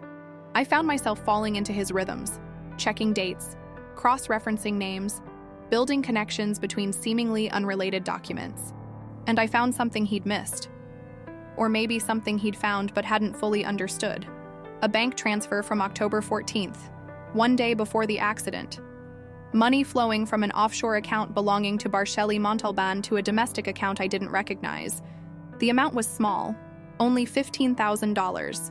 Pocket change compared to the millions moving through other channels. But the timing made my pulse quicken. One day before my father died. Ad Raphael. I kept my voice steady. Look at this. He came immediately, studied the document I indicated. Payment to Richard Chen. Mean anything to you? No, but the date does. I pulled up another document, my father's phone records from October Dürer, which he'd apparently subpoenaed as part of his investigation. Look, October 13th, my father called this same Richard Chen 3 times. The last call was 14 minutes long. Raphael's expression went hard. And 2 days later, your father's dead. We need to find out who Richard Chen is. Already on it. Raphael was typing rapidly on his phone. I have people who can trace financial records. Give me 10 minutes. While he worked, I continued sorting through documents, found more evidence of my father's final days, notes scrawled in margins, questions he'd been pursuing, names circled with arrows connecting them. And then I found the photograph. It was tucked into a folder labeled Legal, Do Not Discard. A surveillance photo, grainy and slightly out of focus, showing 2 men shaking hands. One I recognized immediately, Augustus Montalban. The other was younger, maybe 40, with a kind of face that disappeared in crowds. Written on the back, A.M.+R. Chen, Oct. 13. Final payment? My father had photographed Montalban meeting with Richard Chen the same day they'd spoken on the phone. and 2 days later, my father was dead. Raphael got him. Raphael's voice was tight. Richard Chen, former mechanic. Multiple arrests for vehicle tampering. Last known employment was at a luxury car service, the same service that maintained your father's vehicle. The world tilted, rearranged itself into a terrible new shape. They hired him, I whispered. Montalban paid Richard Chen to cut my father's brake line. That's what it looks like. And Emma, Raphael's smoke-colored eyes held mine. Richard Chen died 6 months ago. Car accident, single vehicle collision, also reported as brake failure. They'd eliminated their accomplice, tied up loose ends, made sure no one could connect them to my father's murder. Except my father had documented everything, had photographed the meeting, had kept the financial records, had built a case that survived his death. We have them. My voice didn't sound like mine, too cold, too certain, too much like someone who'd stopped caring about consequences. We have proof of conspiracy to commit murder. Yes. Raphael knelt beside my wheelchair. Emma, this changes everything. This isn't just fraud. It's murder for hire. The statute of limitations doesn't apply. And it means they'll do anything to keep this buried. Anything. I know. Do you? His hands gripped my wheelchair's armrests, not trapping me, just grounding me. Because once we move forward with this, once we start showing this evidence to people who can act on it, your life becomes forfeit. They killed your father for threatening their business. They'll kill you without hesitation for threatening their freedom. Then we need to move fast. Or we need to be very, very careful. I looked at my father's desk, at the photographs of me scattered across it, at the evidence he'd died to preserve. My father was careful, I said quietly. He documented everything, built an airtight case, tried to do things the right way, and they killed him anyway. Maybe careful isn't the answer. Emma, my phone buzzed. Unknown number. I answered before Raphael could stop me. Hello? Silence. Then breathing. Then a voice I recognized from the wedding. Augustus Montalban. Miss Hartwell. I understand you've been making inquiries into your father's work. I'd like to discuss this with you. Privately. My blood turned to ice. How did you get this number? I have access to many things, including, I'm sad to say, knowledge of your current location, storage unit 347, quite sentimental, keeping your father's belongings. Raphael's hand shot out, muted the call, his face a mask of controlled fury. He gestured sharply. They're tracing the call. We need to leave. Now. Mr. Montalban, I said, keeping my voice steady. If you're threatening me, not a threat, my dear. An opportunity. You see, I knew your father, respected him. Even, he was a man of principle, and I admire that. But principle without pragmatism is just expensive suicide. I'm offering you pragmatism. $10 million in exchange for whatever materials your father left behind. Walk away, Emma, live your life, let the dead rest. And if I refuse? Then I'm afraid you'll join him in rest much sooner than nature intended. The line went dead. Raphael was already moving, grabbing hard drives, stuffing them into a bag. We have maybe 5 minutes before they arrive. Take only what we can't replace. The lights went out, not just our unit. The entire floor plunged into darkness. Emergency lighting kicked in, dim, red, barely enough to see. Backup plan, Raphael said quietly. They cut the power to trap us. Standard tactical approach. His hand found mine in the darkness. Can you transfer to my back? I can carry you faster than your chair can move. Pride wanted to refuse. Pride wanted to insist I could manage, that I wasn't helpless, that I didn't need carrying. But pride was a luxury I couldn't afford. Yes. Raphael crouched. I transferred. Awkward, undignified, necessary. His arms locked under my thighs, supporting my weight like I weighed nothing. The bag of evidence slung across his chest. Hold tight. Then we were moving. Raphael navigated the dark corridor with the confidence of someone who'd memorized the layout, who'd planned for exactly this scenario. Behind us, I heard footsteps. Multiple people, coming fast. We reached the stairwell. Raphael took the stairs down 3 at a time, his breathing steady despite my weight and the evidence and the men hunting us. Second floor, first floor, ground level. The lobby was empty. The board attendant gone. No witnesses, I realized. They'd cleared the building. Raphael burst through the emergency exit, triggering alarms that wailed into the night and ran, not toward our car, toward a different vehicle I didn't recognize, already running, door open. He deposited me in the back seat, threw my wheelchair in after me, tossed the evidence bag to the driver, a woman I'd never seen, 30s, with the same professional calm as Marcus. Go, Raphael ordered, climbing in beside me. Route 7, maximum evasion. The car peeled out. Behind us, men emerged from the storage facility. Too late, too slow, watching us disappear into Manhattan traffic. I was shaking, couldn't stop shaking. The adrenaline crash hitting hard. Raphael pulled me against him, let me fall apart while the city blurred past the windows and the driver navigated a route designed to lose tails. He offered me $10 million, I said into Raphael's shoulder, to walk away. I know. That's more money than I'll see in my entire life. I know. I didn't even hesitate. Raphael's arms tightened around me. Because you're Daniel Hartwell's daughter, and some things matter more than money, more than safety, more than 10 million reasons to choose comfort over justice. I pulled back, looked at his face in the dim interior light. What happens now? Now we disappear, take the evidence somewhere they can't reach, build our case carefully. And Emma, his smoke-colored eyes held mine. Now we fight. Raphael took me to a place that existed off any map I'd ever seen. A compound 2 hours north of the city, hidden behind gates that opened to nothing but forest until you drove another mile down a private road. The main house looked like something out of architectural magazines, all glass and natural wood, perched on a hillside with views that stretched to mountains I couldn't name. But underneath the beauty, I recognized the infrastructure. Security cameras disguised as birdhouses. Motion sensors hidden in landscaping. Windows that reflected light in ways that suggested reinforcement. Even the driveway was designed for defense. Narrow approach, clear sightlines, multiple fallback positions. Raphael lived like war was inevitable.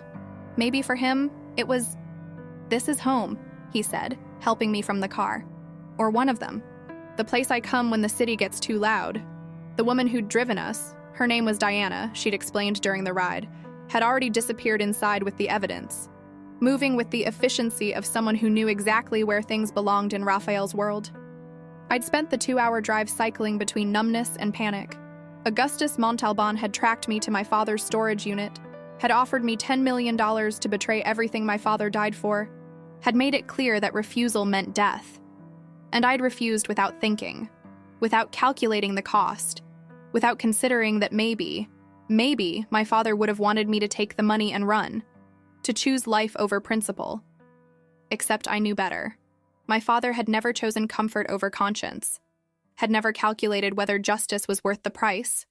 He'd simply done what was right and accepted the consequences. I was his daughter. For better or worse, I'd inherited that particular form of beautiful stupidity. Raphael's house was warm inside. Not temperature, though that was pleasant after the October chill, but in design. Comfortable furniture that looked lived in rather than staged. Books on shelves, read and reread based on the worn spines. Photographs on walls showing places I didn't recognize but that clearly mattered to whoever had captured them. You took these? I asked, pausing in front of a black and white image of a street market somewhere that looked Middle Eastern. Long time ago. Different life. Raphael's voice carried weight I couldn't interpret. Before I came back to New York and started building what I have now. What did you do? Before. Military, private security. Things I'm not particularly proud of in places that don't exist on official records. He moved past me, toward the kitchen. Coffee. Or something stronger. You've earned stronger. Coffee. I can't think straight when I drink. I followed him, my new wheelchair moving easily across hardwood floors designed for accessibility. Someone had thought about that. About bodies like mine existing in spaces like this.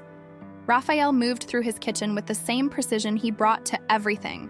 Measured, efficient, wasteful of nothing. He made coffee like it was ritual, grinding beans, heating water to exact temperature, pouring with care. You're different here, I observed. Different how? More human, less controlled. He smiled, a real smile this time, reaching his eyes. This is the only place I don't perform. Don't calculate every word, every gesture, every expression. Out there, he gestured vaguely toward the city we'd left behind. Out there, I'm Rafael Corvino. Businessman, fixer, the man people call when they need problems solved quietly. Here, I'm just Rafael, the version of myself I can live with. He handed me coffee, perfect temperature, cream and sugar without asking, because he'd noticed at breakfast how I'd doctored his black offering. The attention to detail should have felt invasive. Instead, it felt like being seen. So which Rafael am I getting? I asked. The businessman or the man? You get both. Because Emma, what we're about to do requires the businessman's resources and the man's conscience. And right now, I'm not sure which one is more dangerous. Diana emerged from wherever she'd taken the evidence, tablet in hand. Everything's uploaded to the secure server. Multiple backups across different jurisdictions. Dead man's switch configured for 48-hour intervals. If either of you miss 2 check-ins, the files release automatically to our pre-selected journalists and prosecutors. Good. Raphael's jaw tightened. Now we need to verify what's still actionable. Statutes of limitations, witness availability, whether any of the officials named in the documents are still in positions where they can be prosecuted. Already running preliminary searches. Diana's fingers moved across her tablet. But Raphael, we have a problem. Richard Chen, the mechanic who tampered with Daniel Hartwell's vehicle, had a daughter. She's been calling my office, asking questions about her father's death. Says she doesn't believe it was an accident. My pulse quickened. Does she know about us? Not yet. But if she's investigating, she'll find connections. And if she finds connections, so can Montalban's people. Then we need to talk to her first, I said. If her father was murdered to cover up my father's murder, she deserves to know the truth. Raphael's expression went carefully neutral. Emma, that's a generous impulse. It's also potentially suicidal. We don't know this woman. Don't know if she can be trusted. Don't know if Montalban's already gotten to her. So we assume everyone's compromised. We trust no one. We trust carefully, strategically, with verification and backup plans. Raphael set down his coffee. Your father trusted the wrong person, whoever tipped off Montalban about his investigation. That mistake cost him his life. I won't make the same mistake with you. My father didn't make a mistake. The words came out sharper than I intended. He trusted someone who betrayed him. That's not the same as poor judgment. That's just the risk of being human. A risk that killed him. Yes, I met Raphael's smoke-colored eyes. But if the alternative is trusting no one, caring about nothing, operating like every human interaction is a tactical calculation, then what are we even fighting for? My father believed people mattered, all people, even the ones who might betray you. That belief is what made him good, what made his fight worth fighting. Raphael's jaw worked, tension radiating through his carefully controlled posture. And that belief is what got him killed. Emma. Don't you see that? Don't you understand that in this world, the real world, not the one your father wanted to exist, goodness is a liability, trust is a weapon your enemies use against you, and caring about people makes you vulnerable to anyone willing to threaten them. Then I'll be vulnerable. My voice steadied.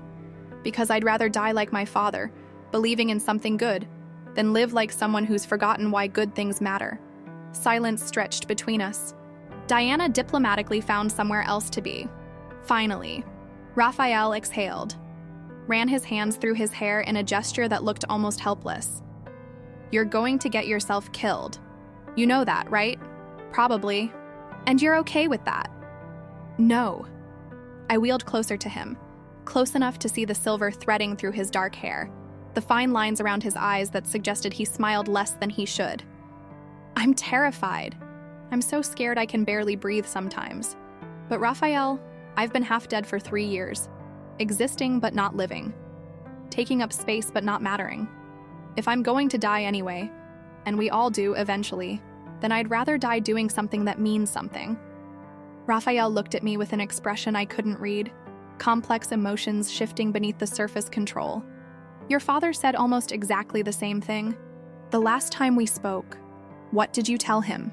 I told him he was brave and stupid, and that I'd help him anyway because someone needed to. Raphael's hand lifted, hesitated, then touched my face with infinite gentleness. His thumb traced the scar above my eye, the one I always hid behind dark glasses.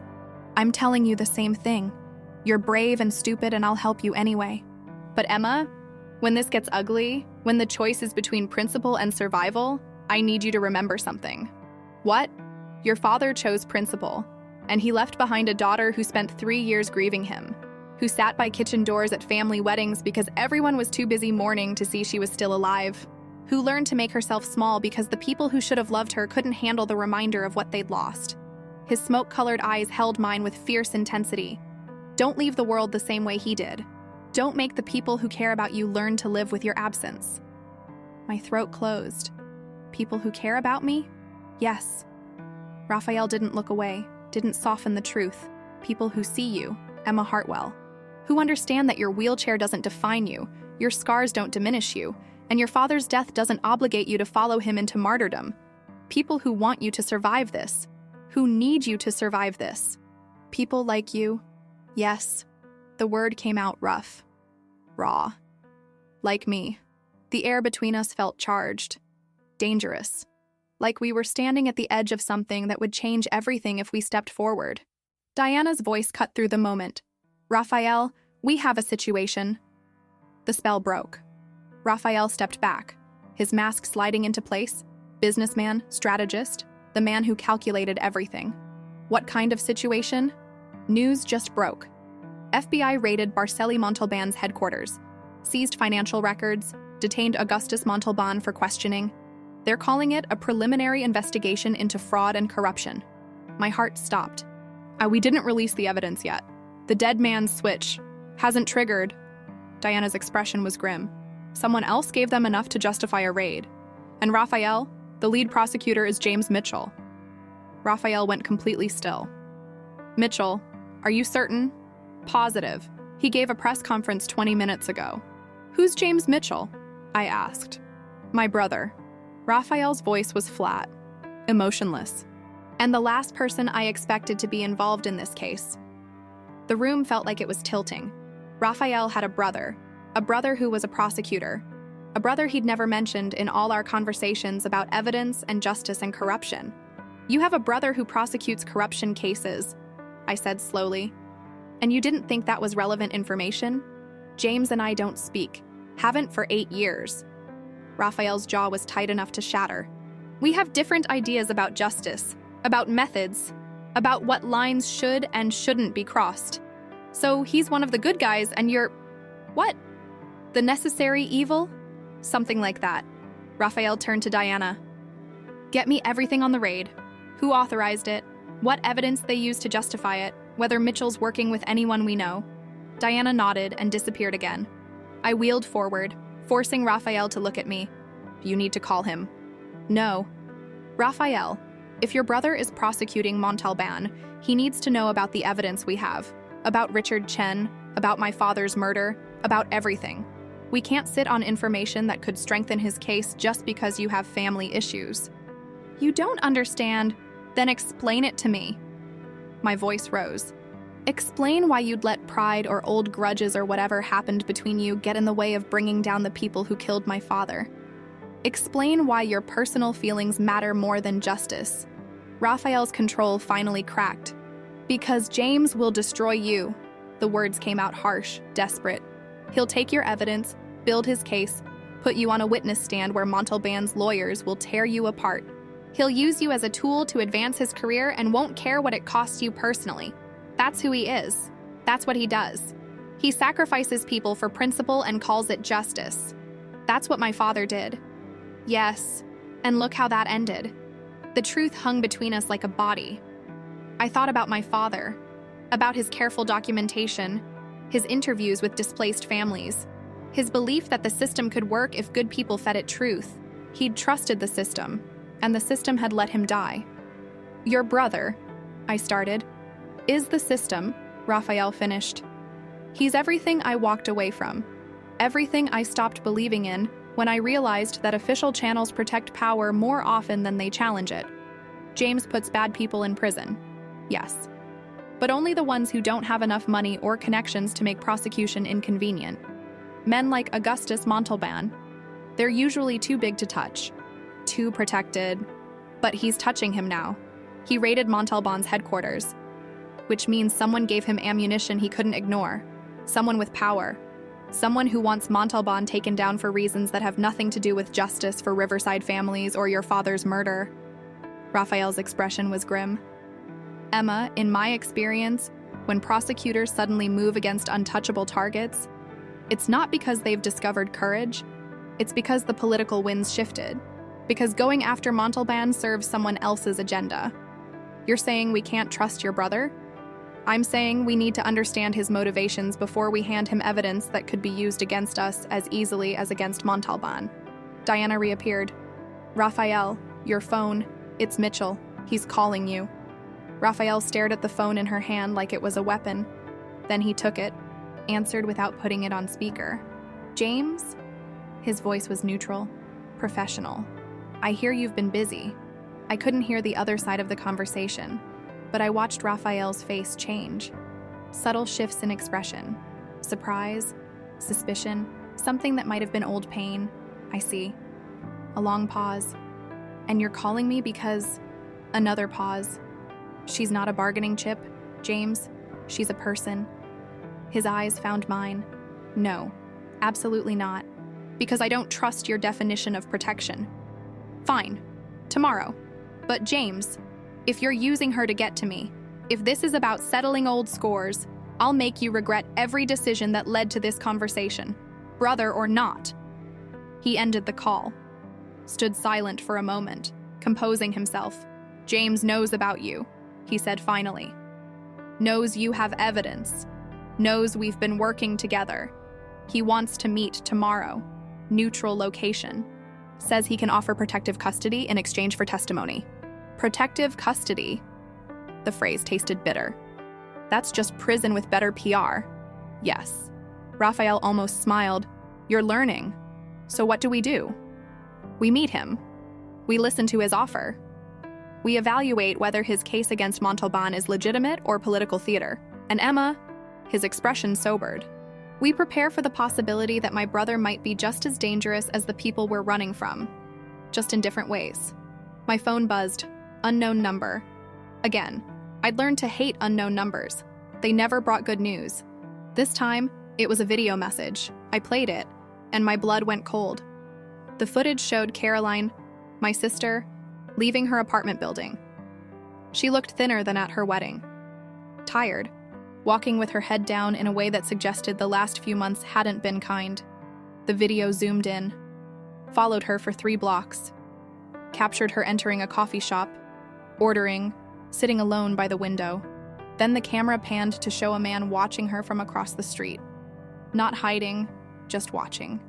Making sure whoever received this video understood. We can reach her whenever we want. Text appeared below. Still think you're protecting people by hiding? Your sister has no idea what her husband's family did. Maybe we should tell her. Or maybe we should just make her disappear like we made your father disappear. Your choice. Emma, meet us tomorrow, or Caroline learns what real loss feels like. The video ended. I looked up at Raphael, phone shaking in my hands. They're threatening Caroline. His expression went absolutely cold. The businessman disappeared, replaced by something darker. Something that reminded me he'd killed 17 people and would kill again without hesitation. Diana, he said quietly, get a team to Caroline Barcelli's location. Full surveillance and protection. She doesn't leave her apartment without our people knowing about it. Already on it, Diana replied, fingers flying across her tablet. Raphael knelt in front of me, his hands covering mine. They're trying to control you through fear, make you feel helpless. Make you choose between your sister's safety and your father's justice. It's working. My voice cracked. Raphael, I can't let them hurt her. She's my sister. She didn't choose any of this. Neither did you. Neither did your father. Neither did the 200 families displaced from Riverside. Raphael's grip tightened. Emma, listen to me. The moment you let fear dictate your choices, you've already lost. They'll keep taking, keep threatening, keep using the people you love as leverage until you have nothing left but submission. Then what do? You trust me. His smoke-colored eyes held mine with absolute certainty. You trust that I've protected people from worse threats than this. You trust that your sister is about to have the best security in New York shadowing her every move. And you trust that we're going to end this. Not by giving in, not by running, but by fighting smarter than they expect us to fight? How? Raphael stood, his expression transforming into something that made me understand why prosecutors got nervous when his name came up. By using my brother's investigation as cover. By giving him evidence that's useful but not complete. By making Montalban focus on the legal threat while we position the real bomb. And Emma, his voice dropped to something almost gentle. By making sure that when this ends, your sister learns the truth about her husband's family from you, not from them, not from some threatening video, from her sister, who loves her enough to risk everything for justice. Diana looked up from her tablet. Team's in position outside Caroline's building. She's secure? Relief flooded through me. Thank you. Don't thank me yet. Raphael's expression was grim. This is just the first move. They'll escalate. They always do. And Emma, when they do, when they threaten worse things, use worse tactics, go after people you care about with everything they have, I need you to remember something. What? That I care about you too. Which means I'll do whatever it takes to keep you alive and your sister safe. Whatever it takes. Even things that will make you hate me. His jaw tightened. Even things that will confirm every suspicion you have about what kind of man I really am. Before I could respond, Diana's phone rang. She answered, listened, and her face went pale. Boss, we have a problem. What kind? Marcus, he's gone. Someone took him from the hospital, left a message saying they'd trade him for the evidence. The room went deadly silent. Marcus, who'd been shot protecting me, who'd pushed his phone into my hands and told me to run, who'd bled in an alley so I could escape. Raphael's expression didn't change, but I saw his hands flex, saw the violence gathering beneath the surface. Tell me you have a way to find him, I said. Maybe. Diana was already pulling up something on her screen. Hospital security footage shows 3 men in orderly uniforms entering his room. Professional extraction, no witnesses. But boss, she turned the tablet toward Raphael. Look at the tattoo on the lead man's wrist. Raphael studied the image, and something in his face went cold, colder than I'd ever seen. What is it? I asked. Recognition. Raphael's voice was flat. These aren't Montalban's people. They're freelance contractors, expensive ones, which means someone with serious resources just escalated this from business to war. Can you find them? Yes. Raphael was already moving, making calls, issuing orders in a voice that suggested people jumped when he spoke. But Emma, getting Marcus back alive means doing things my way. Not your father's way. Not the legal way. My way. What does that mean? He looked at me then, and I saw exactly what he'd warned me about. Saw the man who'd killed 17 people. Saw the violence he kept controlled, the darkness he wrapped in expensive suits and careful strategy. It means I'm going to hurt people tonight, Raphael said quietly. It means I'm going to use methods your brother, the prosecutor, would call torture. It means I'm going to do things that will confirm every fear you have about who I really am. And Emma, his eyes held mine with terrible honesty. It means you're going to have to decide whether you can partner with someone who operates like this. Whether your father's principles can survive exposure to my methods. The choice sat in front of me like a loaded gun. My father had believed in justice through proper channels, had believed that good people could work within the system and win. Raphael believed in justice through whatever means necessary. Believed that sometimes winning required getting your hands bloody. I thought about Marcus, about the families in that gym, about my father's careful documentation and how it hadn't saved him. And I made my choice. Get him back, I said. Do whatever you have to do. Just get him back alive. Raphael studied my face for a long moment, then nodded once. All right, but Emma, you don't come with me. You don't watch this. You don't carry this weight. Why not? Because, his voice roughened, because I need you to stay clean. To be the person who can testify in court, who can talk to prosecutors, who can finish your father's fight the right way. You're the light, Emma. Let me be the darkness that makes light possible. He left before I could argue, Diana following him out with tactical efficiency. And I sat there in Raphael's beautiful house, surrounded by evidence of corruption and violence, holding a phone with a video of my sister being stalked, wondering if my father would have approved of the choices I was making, wondering if I cared. Raphael returned at dawn. I hadn't slept. Couldn't sleep knowing Marcus was somewhere bleeding or broken or worse while Raphael did things I could only imagine. He came through the door silent as smoke, and I knew immediately something had changed. Not in him. He looked the same, controlled and dangerous, but in the air around him. Like violence had followed him home and was waiting just outside the threshold. Marcus? My voice cracked on the name. Alive, in surgery, Diana's with him. Raphael's tone was flat, professional. He'll need months of recovery, but he'll survive. Relief made my hands shake. And the people who took him? No longer a problem. Raphael moved past me toward the kitchen, started making coffee with mechanical precision. Emma, we need to talk about today. About meeting James. Your brother. I wheeled closer. The prosecutor you've never mentioned. For good reason. His hands stilled on the coffee press.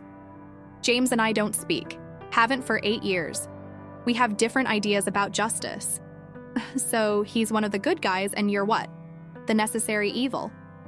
Something like that. Raphael's jaw tightened. He wants to meet, says he can offer protective custody in exchange for testimony. Protective custody. The phrase tasted bitter. That's just prison with better PR. Yes. Raphael almost smiled. You're learning. The meeting was set at a courthouse cafe, public enough to feel safe, official enough to signal authority. James Mitchell sat in a corner booth with clear sight lines to both exits, and I saw the family resemblance immediately. Same dark hair, same sharp features, but softer somehow. Like life had been kinder to him. He stood when we approached, extended his hand to me first, ignoring Raphael entirely.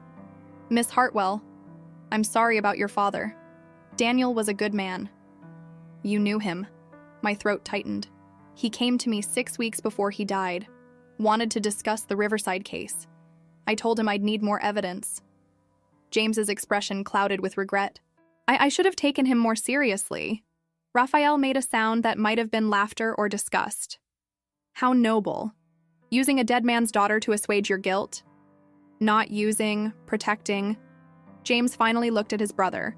Something you'd know about if you ever operated within legal boundaries. Legal boundaries that let Montalban operate freely for 3 years. Evidence I couldn't verify. Evidence without chain of custody, without corroboration. James's voice stayed level. You want to blame me for following the law? Fine. But at least I don't leave bodies in warehouses. My stomach dropped. Bodies. 3 men found this morning, tortured for information, then executed. James's eyes never left Raphael's face. Want to tell Emma what you did last night? Raphael's expression didn't change. I did what was necessary to retrieve someone your legal system couldn't protect. The tension between them was suffocating. 2 brothers on opposite sides of some old war I didn't understand. I have evidence, I said, cutting through their conflict. I pulled out the USB drive Diana had prepared. Financial transfers between Montalban and city officials. Property records, testimony from displaced families. Enough to support your case. James reached for it, but I pulled back. Conditions first. The families of Riverside get priority in any plea negotiations, and Marcus Chen gets immunity. Marcus Chen. James pulled out a tablet, called up a photo. Richard Chen's son. The man whose father tampered with Daniel Hartwell's vehicle. Interesting that he's been working for Raphael. My blood went cold. What? Raphael's jaw tightened. Emma. Marcus is Richard Chen's son? My voice rose. You knew. You put him in charge of my security anyway. Why? Because Marcus contacted me 2 years ago. His father confessed on his deathbed, told Marcus everything. Marcus wanted justice, wanted to make amends. Raphael's voice was rough, so I gave him a job, gave him purpose, a chance to protect Daniel Hartwell's daughter. You used him. I gave him redemption. Raphael's eyes blazed. Marcus chose this, chose to spend 2 years keeping you safe. James leaned forward. Except you never told Emma the truth. You manipulated her by controlling information. That's rich coming from you. Raphael's voice went deadly quiet, Tell Emma why you're really prosecuting Montalban now. About your political aspirations, about how this case looks when you're planning a run for Attorney General. James's expression flickered. Truth? You're using my father's case for your career, I said quietly. A high-profile conviction helps my political future, but that doesn't make Montalban less guilty. James's tone stayed professional. Yes, I benefit, but I'm also trying to get justice. You're both right and both wrong, I said, looking between them. Raphael operates outside the law but gets results. You operate within it but sacrifice people to procedure. My father believed there was a third way. Your father's dead, James said, not unkindly. That should tell you something. I handed him the drive. The families of Riverside get priority. Marcus Chen gets immunity. Those are my conditions. James took it. I'll arrange it. But Emma will need your testimony. And my sister, Caroline's being threatened. I'll arrange protection. Your protection let Daniel die, Raphael said, standing. You have evidence. Use it. But Emma's testimony comes with conditions. She's protected, her sister's protected, and you keep us informed. Otherwise, that evidence disappears. We left before James could respond. Outside, Raphael stopped, knelt. I should have told you about Marcus. Yes, I was wrong. Yes, I met his eyes. So what do we do now? We finish this, together, with complete honesty. His voice dropped. And Emma, when this ends, you'll have to decide whether someone like me deserves someone like you. My phone buzzed. Caroline's voice, panicked. Emma, they're here. They want you to meet them tonight. Riverside construction site, alone. If you don't come, they'll... A sob. The message cut off. Raphael was already calling Diana. His face went white. They took her. Killed 2 of my people doing it. Then we called James. There's no time. They want you there in 2 hours. Raphael grabbed my shoulders. This is a trap. She's my sister. I'm going. They'll kill you both. Then what's the alternative? Trusting me? Raphael's voice cracked. You go to Riverside, but not alone. I've got people positioned throughout that site. You wear a wire, carry tracking, you stall, we extract Caroline. And if something goes wrong, then I come for you myself. His eyes burned. And I won't be operating within legal boundaries. I thought about my father, about his belief in proper channels. I thought about Caroline sobbing, about Marcus bleeding, about the families who'd lost everything. All right, I said. We do it your way. 2 hours later, I sat in a van getting wired for the meeting. Raphael pressed something into my palm, a panic button. You press this, and I come. No matter what, that seems extreme. You matter to me. His voice was raw. More than strategy, more than justice. So, yes, I'll burn it all down if that's what keeping you alive requires. Diana's voice crackled. Caroline's located. Southeast corner, 2nd floor, 4 hostiles. Raphael stood. Teams in position? Affirmative. He turned to me. You ready?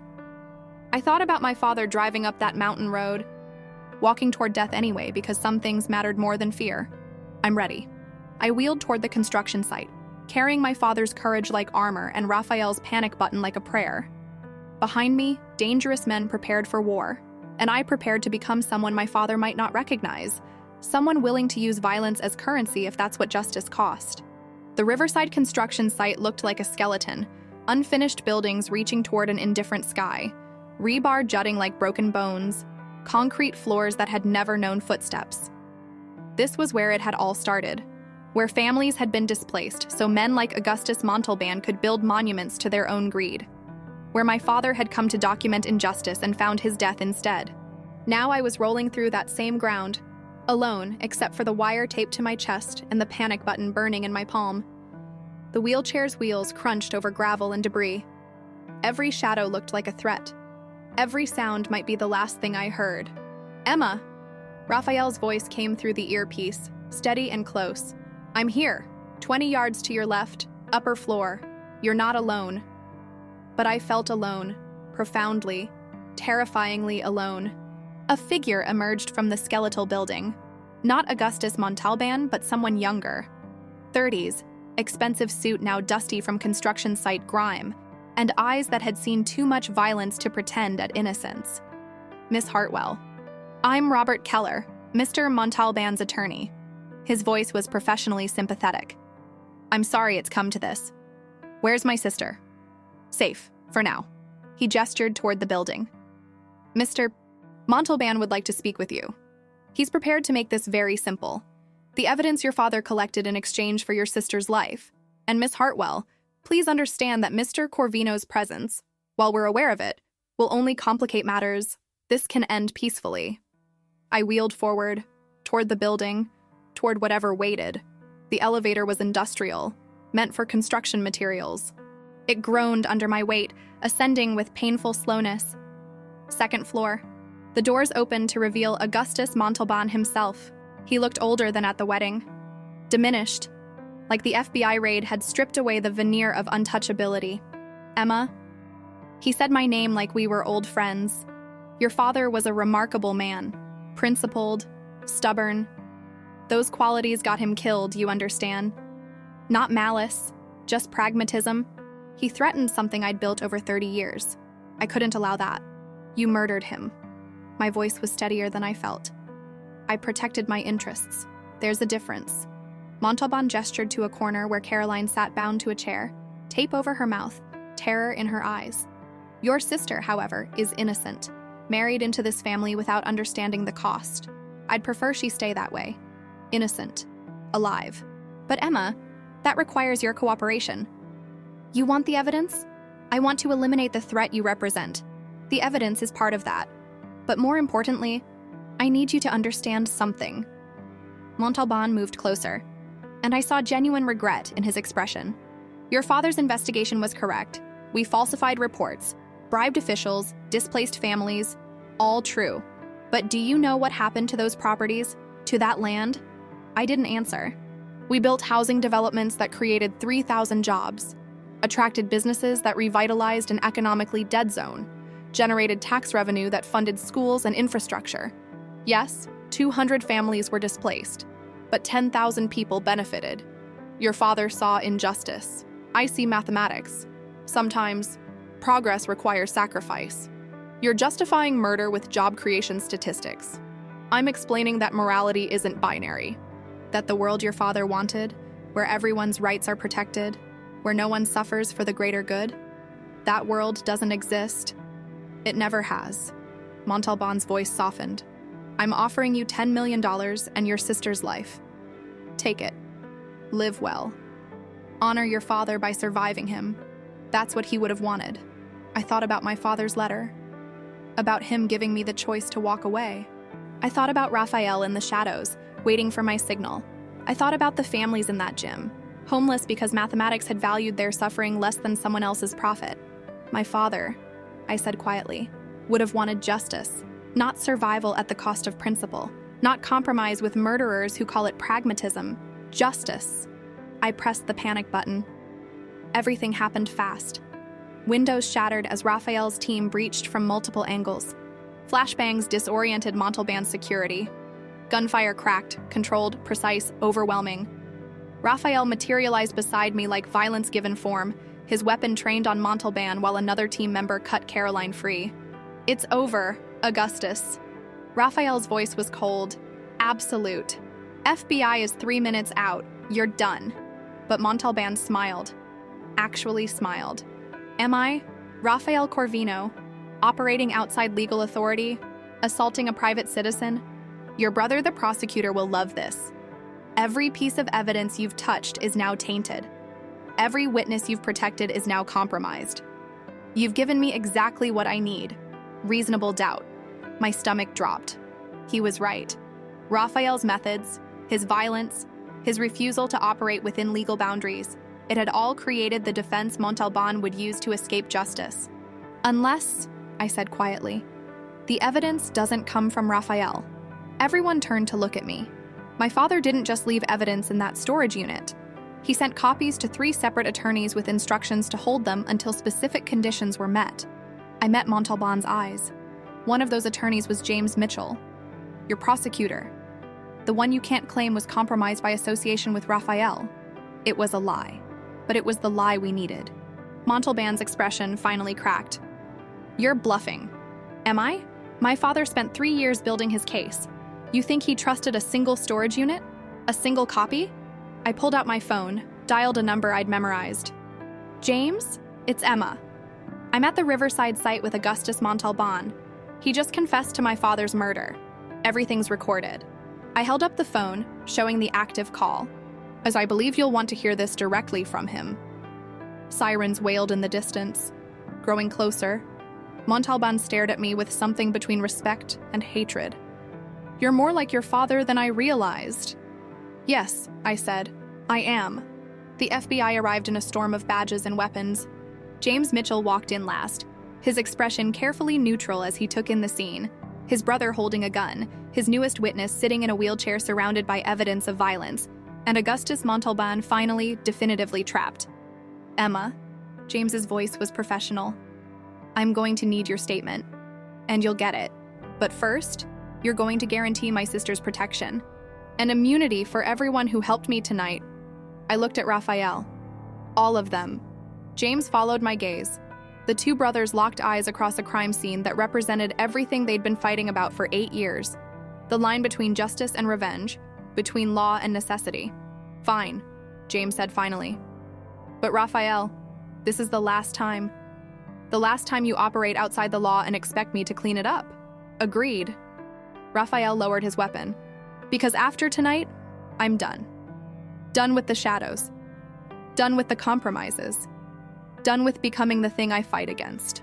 Hours later, after statements and arrests and Caroline sobbing in my arms, Raphael drove me back to his compound. The sun was rising over mountains I'd learned to name during my time there. October light turning everything gold. We sat on his deck, coffee going cold between us, watching the world wake up. What happens now? I asked. Our trials. Months of them. James will prosecute. You'll testify. Montalban will probably take a plea to avoid worse charges. Raphael's voice was tired. And Emma, I need to tell you something. I waited. I'm leaving New York. Not running, just stepping back. I've spent 15 years building an empire based on operating where the law can't reach. And you were right at that cafe. I've become what I fight against. I've justified violence with noble intentions until I couldn't see the difference anymore. My chest tightened. Where will you go? Somewhere quieter. Maybe Montana. Build something legitimate. Something your father would have respected. Raphael turned to look at me. But Emma, I need to know. After everything, after the lies, the manipulation, the violence you witnessed, do you think someone like me deserves a chance at redemption? I thought about Marcus, who'd spent 2 years atoning for his father's sins. About Diana and all the people who worked for Raphael, protecting others because they believed in his particular version of justice. About my father, who'd asked this dangerous man for help because sometimes fighting evil required weapons the righteous refused to wield. I think, I said slowly, that my father believed everyone deserves chances. That redemption isn't something you earn. It's something you choose. Every day. With every decision. And what do you believe? I reached for his hand. I believe you knelt for me at a wedding when no one else saw me. You kept your promise to a dead man. You protected families no one else cared about. And Raphael, my voice caught. I believe that the capacity for violence doesn't negate the capacity for good. That you can be both the darkness and the light. That redemption isn't about becoming someone different. It's about becoming more fully who you were always meant to be. Raphael's eyes held mine. Come with me. What? To Montana? To wherever? Help me build something good. His hand tightened on mine. And Emma, I'm asking you to take a chance on someone broken trying to become whole. Someone who sees you, truly sees you, and understands that your wheelchair, your scars, your trauma don't define you. They're just part of the incredibly strong, impossibly brave woman who walked into hell to save her sister. My heart hammered. I can't just leave. The trials, my family, will still be here. But Emma, when this is over, when justice is served or denied, when the system moves on to the next case, you'll need to decide what kind of life you want. The one where you're parked by kitchen doors, or the one where you walk through the front entrance and dare anyone to look away. I thought about physical therapy. About Dr. Reyes saying I could take steps again with the right equipment and training. I thought about my father's Center for Mobility and Justice, the one I'd imagined building. I thought about this dangerous, complicated man who'd given me back my voice and asked nothing in return except that I use it. I have conditions, I said. Raphael almost smiled. Of course you do. We build something together, not your empire, ours. A foundation that helps displaced families, provides legal aid, teaches people how to fight systems that want them invisible. I met his eyes. We use your resources and my father's principles. We operate within the law but push its boundaries.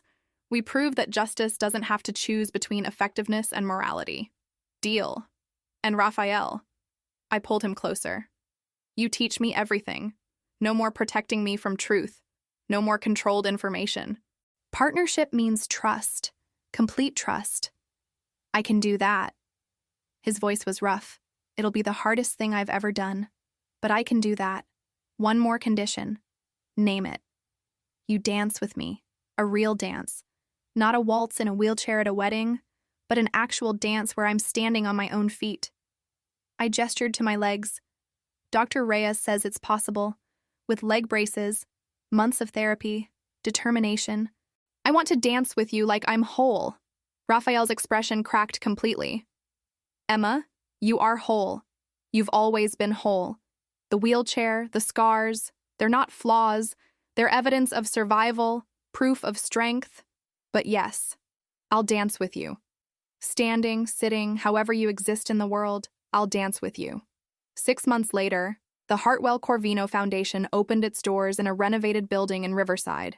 Where luxury condos were supposed to stand, we'd built something better. A community center offering legal aid, job training, and accessible housing advocacy. The trials had ended mostly well. Montalban took a plea, 20 years. Leon divorced Caroline, who'd testified against her father-in-law with quiet courage. My mother had finally, belatedly, started seeing me as someone beyond her damaged daughter. And I'd walked.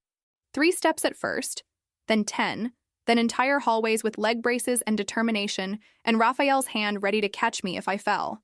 The foundation's opening gala was everything my sister's wedding hadn't been. Genuine joy, authentic connection, people gathered to celebrate justice rather than wealth. And when the speeches ended and music started, Raphael found me. He extended his hand. May I have this dance? I stood, unsteady but rising, balanced between braces and sheer willpower. Took his hand, let him guide me onto the floor while families we'd helped applauded. We moved slowly, carefully. But we moved together. 2 broken people who'd learned that healing wasn't about becoming undamaged. It was about accepting scars as proof you'd survived, about choosing connection over isolation, about building something light from all that ruin. Your father would be proud, Raphael whispered against my hair. He is, I said. Wherever he is, he knows I finished what he started. Not alone, not the way he wanted, but finished. We danced until my legs couldn't hold me anymore. Then Raphael helped me back into my wheelchair, and we danced some more. Different movements, same connection, proof that love didn't require matching bodies or conventional romance. It just required seeing someone completely and choosing them anyway. They say facing danger is how you get lost. I learned the opposite. It was only when I stopped looking away that I finally found myself, found my voice, found my strength, found a dangerous man with smoke-colored eyes who taught me that sometimes protecting light requires walking through darkness, and discovered that the best kind of justice, the kind worth fighting for, isn't about winning perfectly. It's about refusing to surrender, about standing up, sitting down, wheeling forward when walking fails, about finishing what good people started, even if it costs everything, even if it transforms you into someone your former self wouldn't recognize. Especially then,